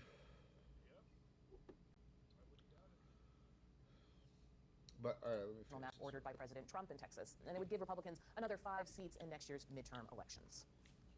We did not make a decision to come here today. We did not make a decision lightly. But we come here today with absolute moral clarity that this is absolutely the right thing to do to protect the people of the state of Texas. Did you say running away, not doing a job? A quorum, blocking Republican efforts to pass the new gerrymandered Right, bill in session. Now, Governor Greg Abbott is lashing out, That is accusing actually the right Democratic thing to lawmakers do. Oh my God, abandoning please! their offices. It's He's been, threatening to remove guys, State Attorney guys, General Ken it's Paxton been, goes even further. it's been 7 months now. I need an arrest. No one's been arrested. I keep saying this every month, and I hate that it's August now. Give me Abbott, please give me the arrest I so crave, because Daddy Trump ain't doing it. Okay, like that's what we be hearing out here. Daddy Trump gonna take care of it. 0 arrests. I need some arrests. Let's do this. Let's get this done. Let's re-rig the We should map. use every tool at our disposal to hunt down those who think they're above the law. Joining me now on this Monday in the group chat, Stephen Collinson, CNN Politics senior reporter, Sarah Fisher, CNN senior media analyst and senior media reporter at Axios, and Kevin Fry, Washington correspondent for Spectrum News New York 1. Kevin, I'm actually going to start with you just because you cover Congress really closely. A state like New York made the midterms, right? Like very important. So Oh my God, and New York City is fucking so. I mean, and look, some of these lawmakers They're are so actually fucked technically over there. in New They're York so right now as cooked. well. The governor there is supposed to meet with them today as part of all of this. When it comes to the balance of power in the House, it comes down to just a fraction of the margins. So the margins already razor thin. And so if you have 5 seats that could go then No to blue Republican states, column, that might only blue otherwise be in the states. Democratic column, that could be the entire ball game. We've seen this play out before in New York. Congressman Hakeem Jeffries is very keen on becoming Speaker Hakeem Jeffries, and so he is eager to do anything he can to make sure that he holds on to that. The thing is, there's actually a history of a quorum break-in in Texas, basically, where in the past, even the state rangers were called in to use force to make lawmakers come back. You're nodding. You remember this back in 2021. And there is one person, a political science professor from tells the Texas Tribune that there actually aren't that many options to force them to return. But there are some things, like they could take a novel aggressive measure, trimming the $20,000 monthly operating budgets given to House members to run their office, declaring the seats vacant, and triggering special elections. That's never been used. And of course, there's the $500 daily fines for every day that they're away. But remember, when it comes to things like the $20,000 budget deficit or the $500 daily fines, this is what fundraising is for, and it's not just going to attract the interest of people in Texas. Nationally, I think you're going to have a lot of people who are interested in this, who are worried about what redistricting is doing to politics, who are going to come in and help to fund these through PACs. So I don't think that's the real issue. The seat vacancy thing, we've never seen that before. I don't know. Oh my God, cry more. For real. cry more. They're not allowed to bitch about this because they've done it too. That's the fucking problem. That anytime they bitch about how unfair this is, you can't do it because they're just as guilty of this shit happening too. So like, just give up, bro. Like, take it. You lost. You It's lost. Texas. When you lose. It's fucking Texas. Fucking Texas. That's it. It's over. No, it's not over. Fucking Ghislaine Maxwell and the fucking Epstein case. It's not over. Fucking not over at all. So, listen. I don't know how much you guys have been keeping up on this because it's, you know, everything else that's been going on. But there's been some fuckery that's been happening with Maxwell. Oh, I mean, we discussed a little bit earlier. Like, a bunch of fuckery in the last few weeks going on with her, dude. Bro, they're rubbing each other's backs. I mean, yes, it is what it is. It's just, your dad's the only one that believes that, like, Trump's didn't do anything. And it's like, bro, he's not clean. He's just going to be clean enough. And he's going to make sure he gets a good PR situation out of this as best as possible in a situation where he's clearly involved in. Maybe not directly, but maybe by association. And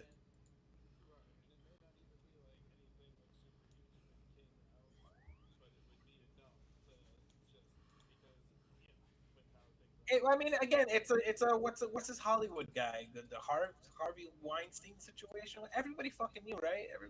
It's Hollywood. It's part of business. This was part of politics. I you know, like the child touching scene apparently is a big thing. I heard about the congressional orgies too. Like, this is just, it is what it is. Now, because it's illegal, we're gonna have to arrest some people.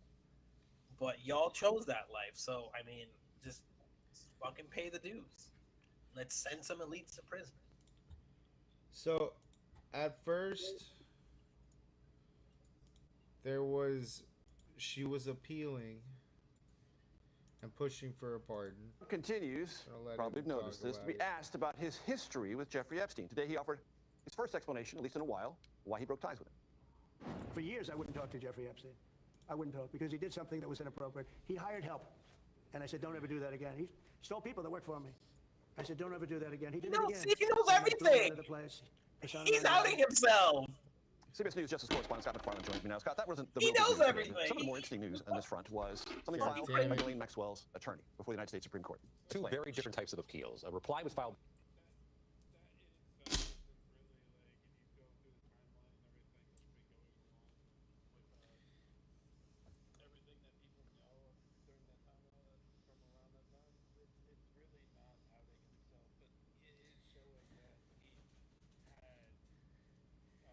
He had knowledge that that guy was a fucking weirdo.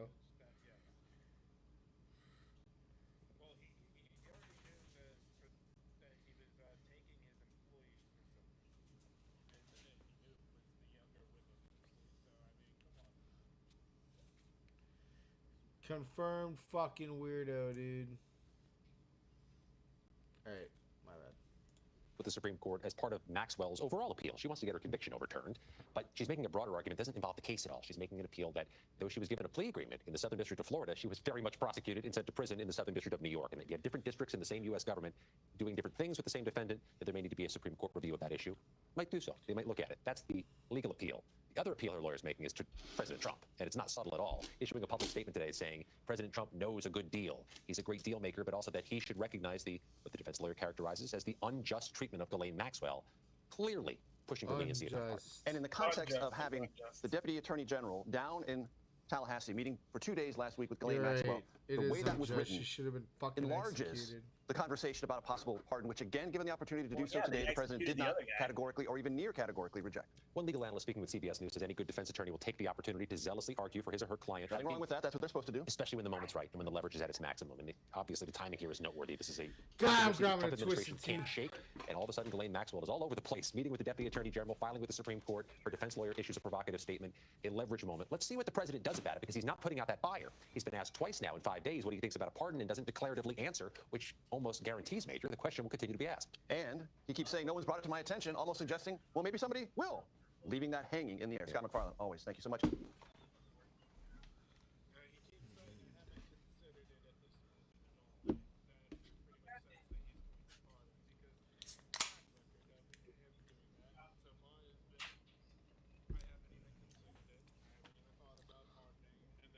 Ah, thought about it. Yeah, love it. Yeah. Then we went from appealing things to getting interviews. Ghislaine Maxwell told top DOJ officials that Donald Trump never did anything concerning around her.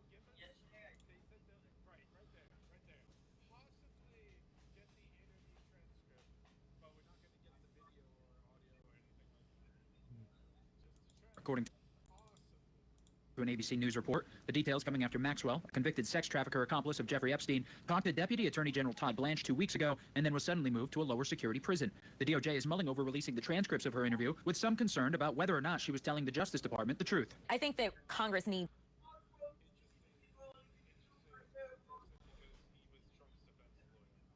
Yep.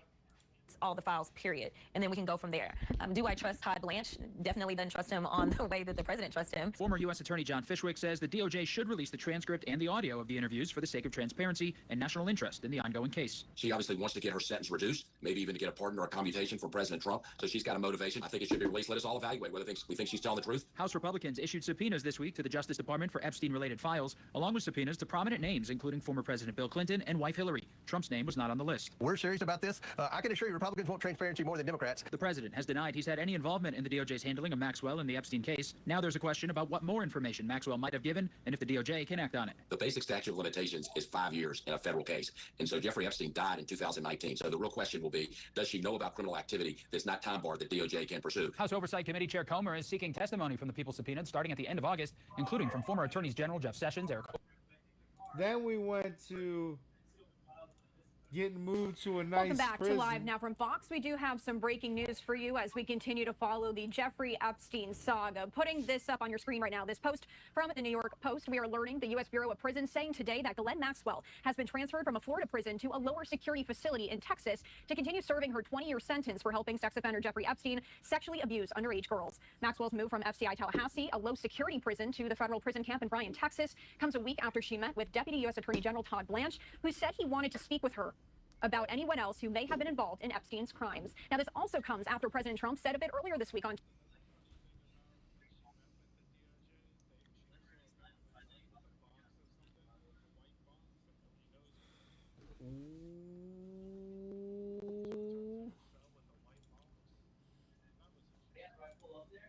Tuesday that Jeffrey Epstein, quote, stole young women who worked for the spa at Mar-a-Lago. One of those women, he said, was Virginia Giuffre, who was among Epstein's most well-known sex trafficking accusers. Trump's comments expanded on remarks he had made a day earlier when he had said he had banned Epstein from his private club in Florida 2 decades ago because his one-time friend, quote, stole people that worked for me. At the time, he did not make clear who those workers were.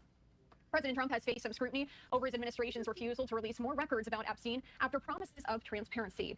Ghislaine Maxwell, Epstein's imprisoned former girlfriend, was recently interviewed inside a Florida courthouse by Deputy Attorney General Todd Blanche, as I just shared with you a few moments ago. However, officials have not publicly disclosed what she said. Her lawyers said earlier this week on Tuesday that she's willing to answer more questions from Congress if she is granted immunity from future prosecution for her testimony and if lawmakers agree to satisfy other conditions. If you are just joining us here on Live Now from Fox, I did just want to quickly read.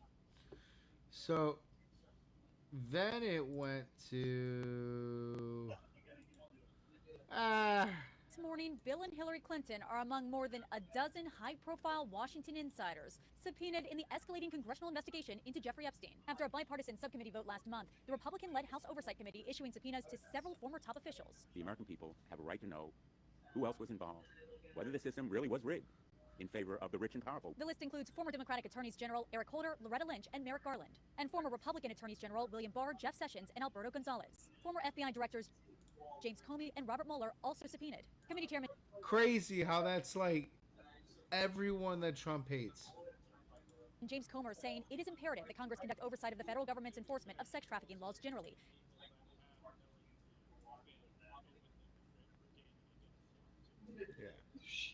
and specifically its handling of the investigation and prosecution of Mr. Epstein. One name not on the list, Alex Acosta, the prosecutor who struck a controversial 2008 plea deal with Epstein in Florida. That deal allowed Epstein to avoid federal charges, serve only 13 months, and spend most days out of jail on work release. Acosta later served as labor secretary under President Trump until he resigned in 2019 amid fallout over the case. The House committee also demanding the Justice Department turn over every unredacted document related to the Epstein case. The DOJ has until August 19th What's up, Pops? and says it's Are reviewing we requests. still In talking the about meantime, sources say the Trump Epstein? administration is considering. Oh my God! Here we go. We made it. We made it to the end. Dude, we've touched on so much. Okay, you're like an yeah. I gave him the link. All right. All right, let's finish this. Interview with Deputy Attorney General Todd Blanche this month. Sources say Maxwell told Blanche, who until recently was Trump's personal attorney, that Trump did nothing in her presence that would have caused her concern. After the interview, Maxwell was moved from a federal prison in Florida to a minimum security camp in Texas with more favorable conditions, a rare move for a convicted sex offender serving 20 years. Trump was asked if he authorized that prison transfer. Todd Blanche is one of the most highly respected people you'll ever meet, so I know this. I didn't discuss it with him, but anything he talked about with her or the fact that he did that, not unusual, number one, and most importantly is something that would be totally above board. Nicole D'Antonio, ABC News, Washington. So, it was like the first time I got like an actual ABC to note to actually list that, because at first it was just alt right. But okay, cool. So we went. That was like the last 2 weeks of Maxwell. She went from like a really nice prison to a really nicer prison after a meeting. And we have a list of everybody that Trump hates, which I think that's how this is gonna go now. I feel like we're not gonna get the full list. We'll just get.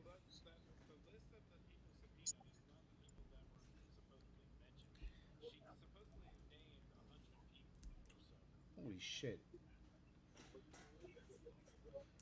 Fuck, when do we get that, Liz? Oh, that's what the that's what the oh my god, this the subpoena for the interview is for that 100. Fuck, can't wait for that.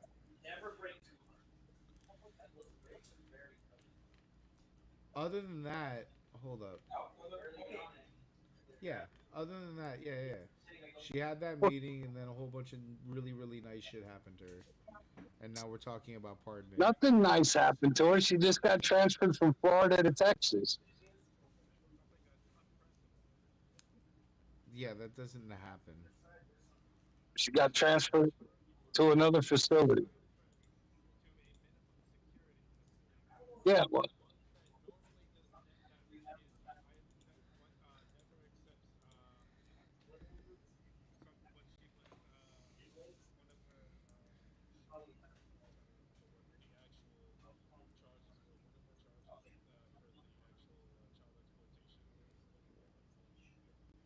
One that doesn't accept her type of criminal.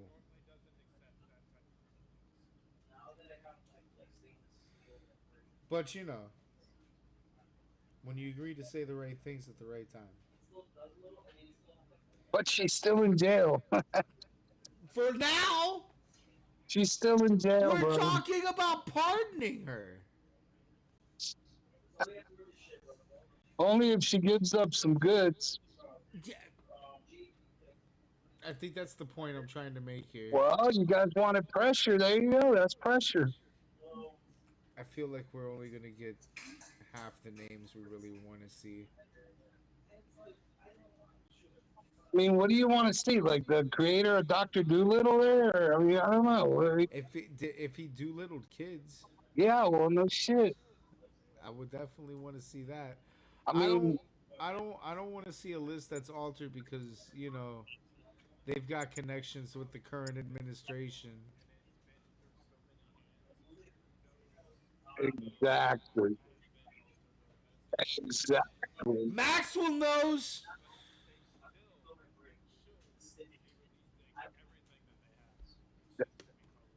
Absolutely.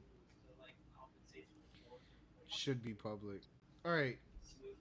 All right. I think we got through. Okay, listen. Because you just joined and we're getting to our YouTube slop topics. Okay. We went through the tariffs. We went through the Putin summit. We went through Israel trying to or wanting to control all of Gaza, and we went through the military fuckery that happened with the Abrams tank getting sent over to Russia. Okay. Which by the way is fucked up. I'm gonna say that like again, completely fucked up that we gave the Abrams tank to Russia. Who gave the Abrams tank to Russia? That's the guy that the spy in the army gave the blue that was what he was doing. He was giving the blueprints to the Abrams tank to Russia. That's fucked up. In exchange for Russian citizenship. For Russians? Who the fuck wants to become a Russian citizen? Apparently him, huh? Yeah. Yeah. It was an exchange for Russian citizenship. And I think other things involved with that, but there was exchange for Russian citizenship. Interesting. What was his name? Brennan? No, his name was Taylor or something. Hold on, let me look. I had it written down. Taylor Adam Lee, 22-year-old active duty U.S. Army soldier. Told you, there's some sick fucking people in this world, bro. It really is. He delivered hardware from the Abrams tank to a storage unit in El Paso, Texas, intended to be transferred to Russian authorities. Well, that's good. He got caught though, right? Yeah. Okay. Did the Russians get anything? The hardware never made it. I don't know if the Russians got anything. No, that's good. No, well, in May 2025, he transmitted export control technical information on the M1A2 Abrams tank online. So they got something.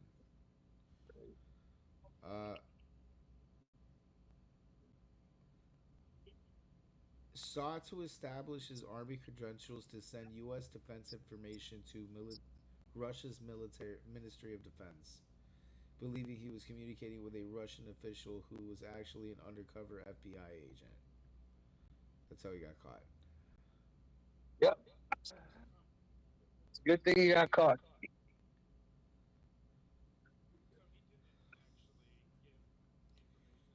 Well, he did transmit export control technical information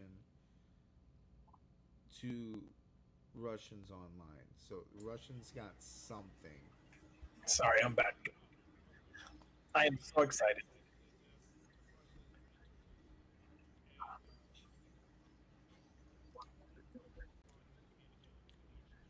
Yep.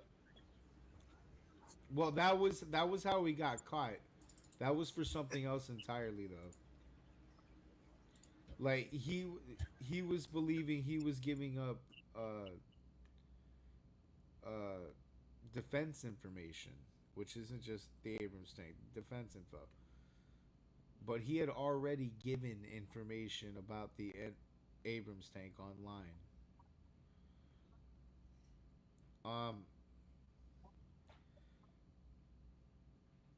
Hold on, I'm trying to see. Yeah. Offering assistance in exchange for Russian citizenship. This was awesome. Yeah, okay, cool. Yeah. It was in exchange for Russian citizenship, for aid in Russian citizenship.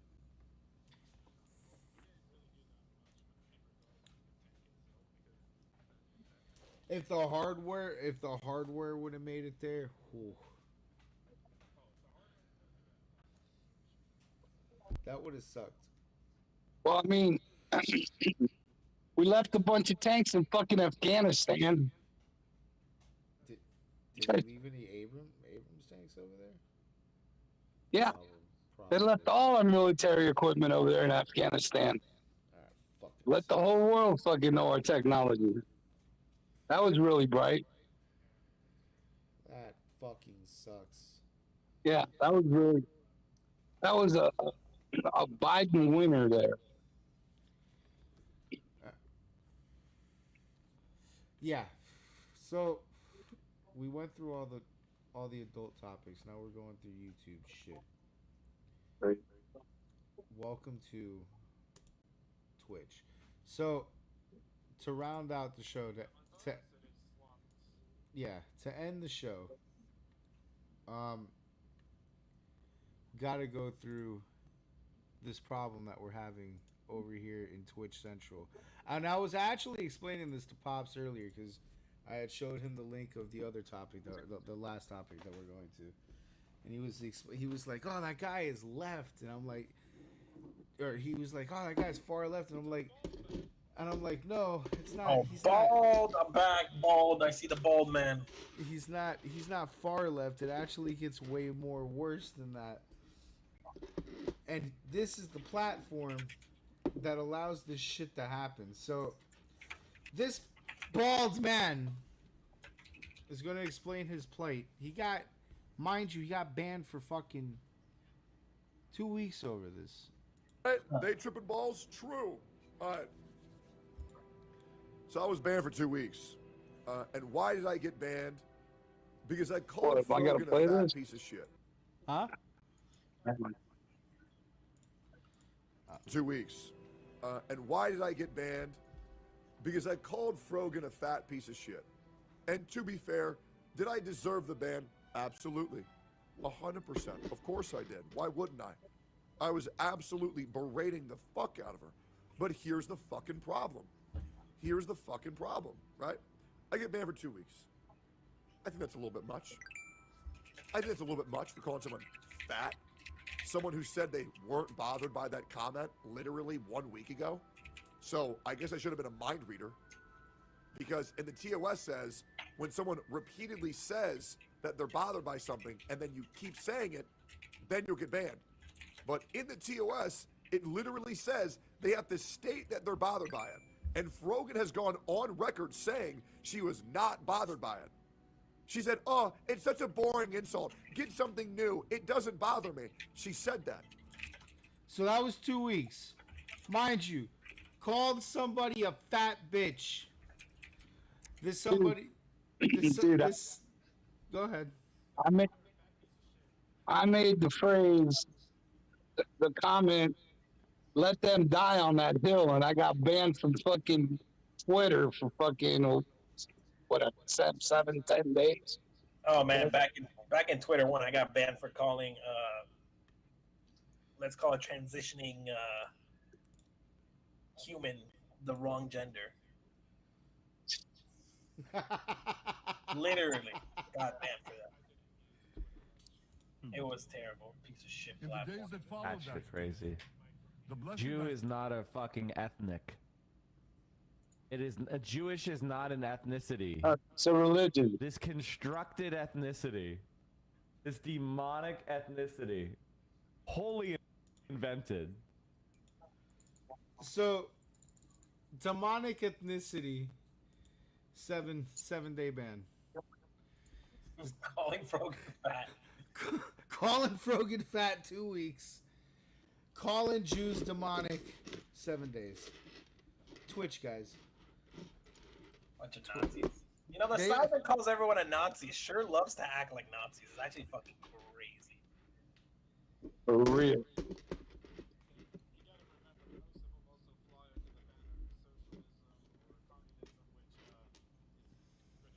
The precursors to be Nazis.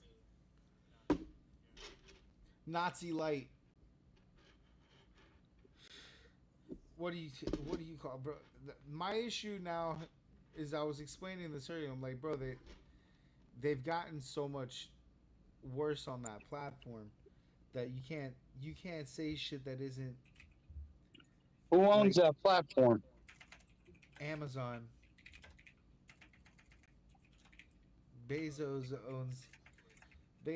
owns that platform, but I promise you, he don't know what the fuck's going on it. I promise you that. He's got this fucking guy there that is supposed to be handling this. Yeah, He's supposed to be handling all that, and the guy's like a big like dick suck for fucking yeah. And his favorite fucking streamer is Hassan, the terrorist guy. So it's not good over there. You can't have a deferring opinion over there and expect to have a following or b a channel for very long. We get away with it because we don't have like a 4,000, 5,000, 6,000 person following. If we had that kind of a following, we'd be fucked right now. Super fucked. On Twitch, super fucked.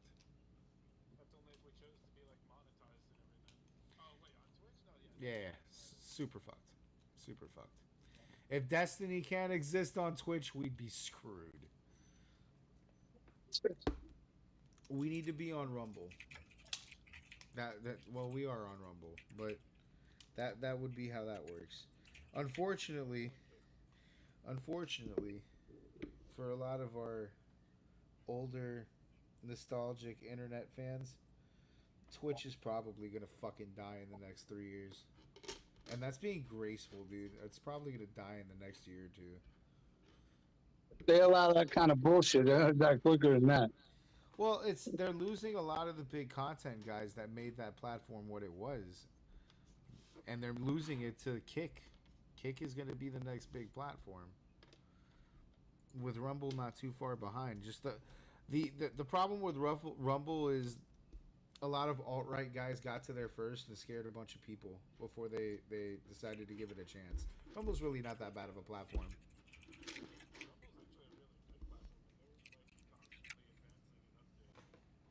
Yeah, I have.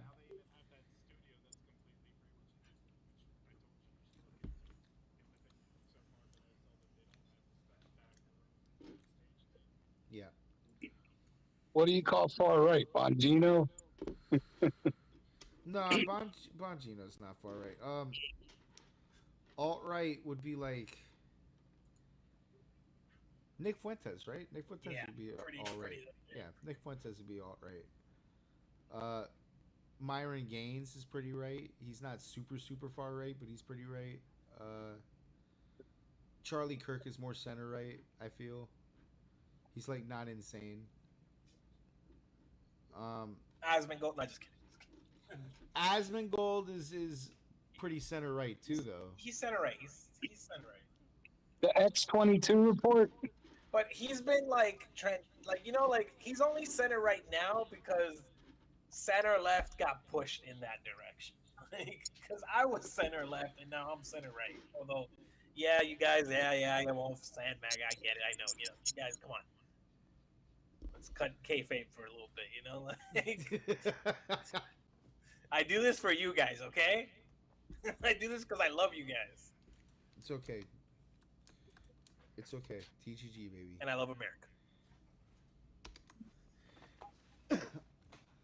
Those guys, the super alt right guys are those Nazi bros, and then super alt left guys are those terrorist dudes.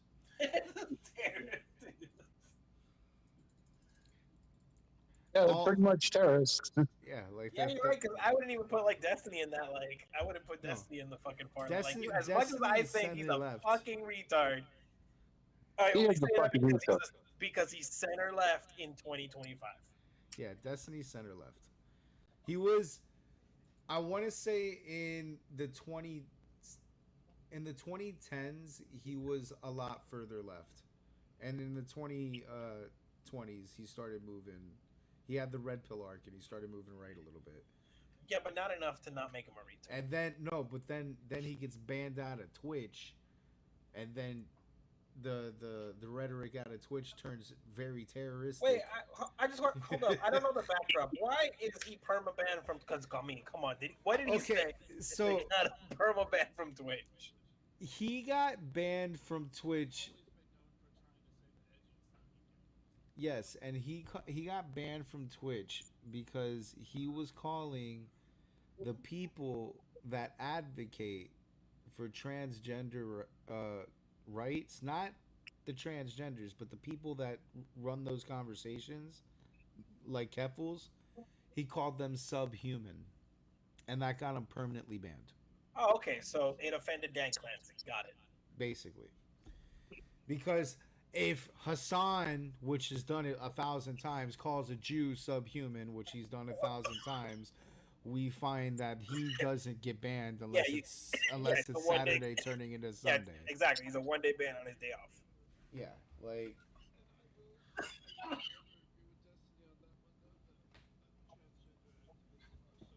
I agree. Yeah, like. Destiny says edgy shit, but do we stream on Twitch? Yeah, we do right now. Oh, yeah, we just don't matter enough, you know.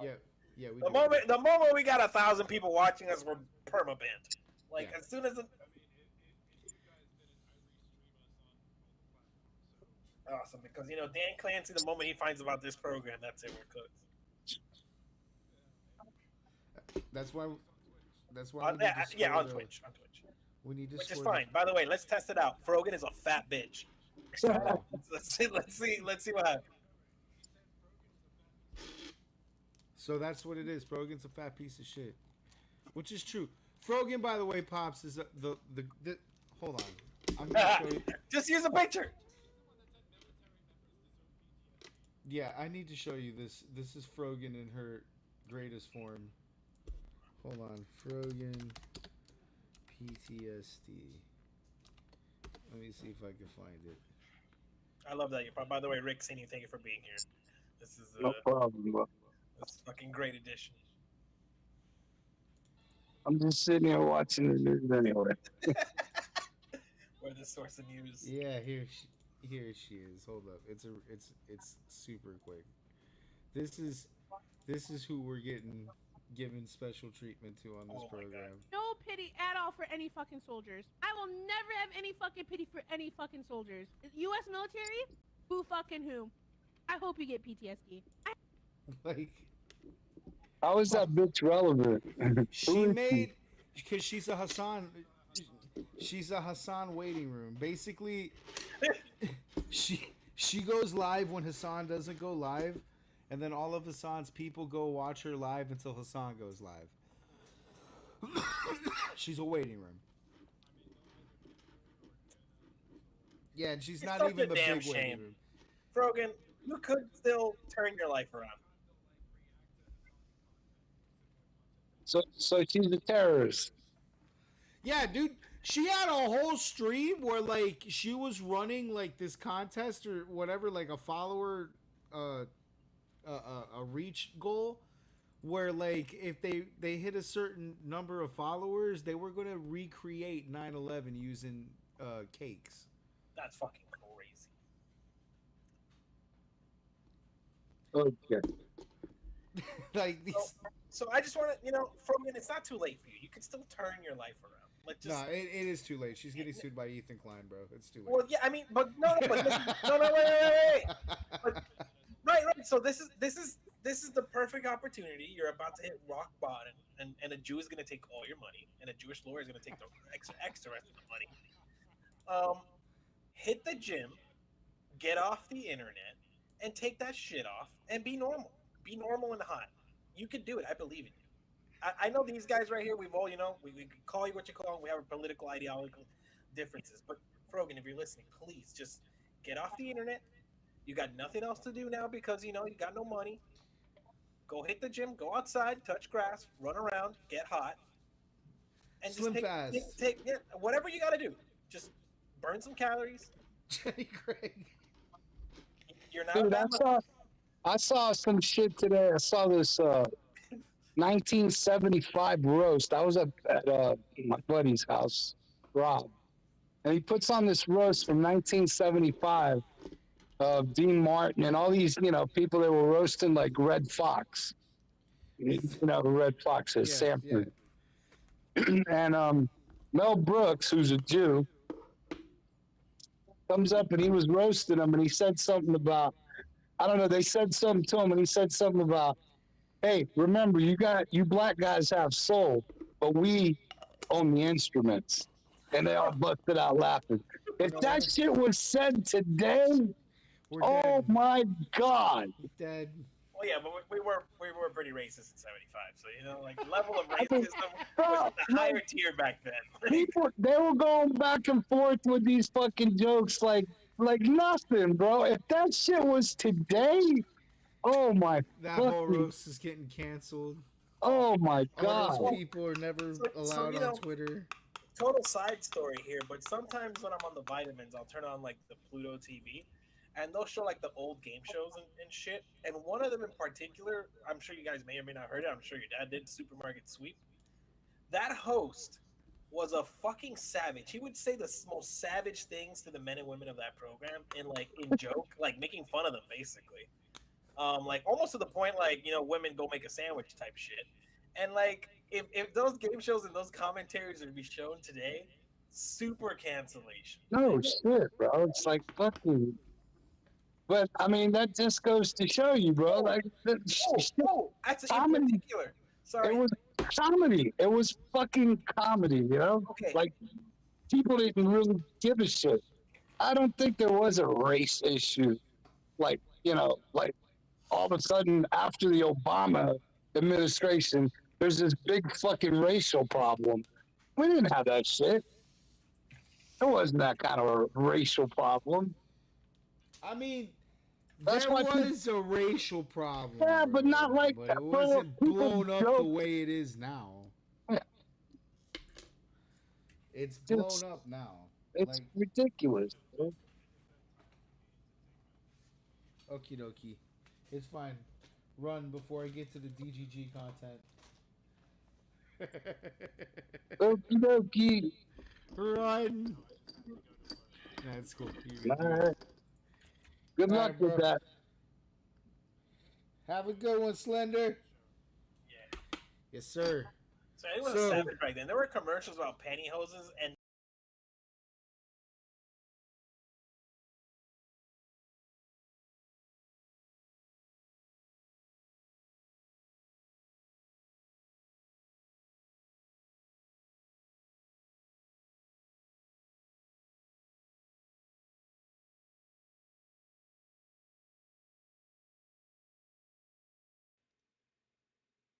And thank you. Hope you all have a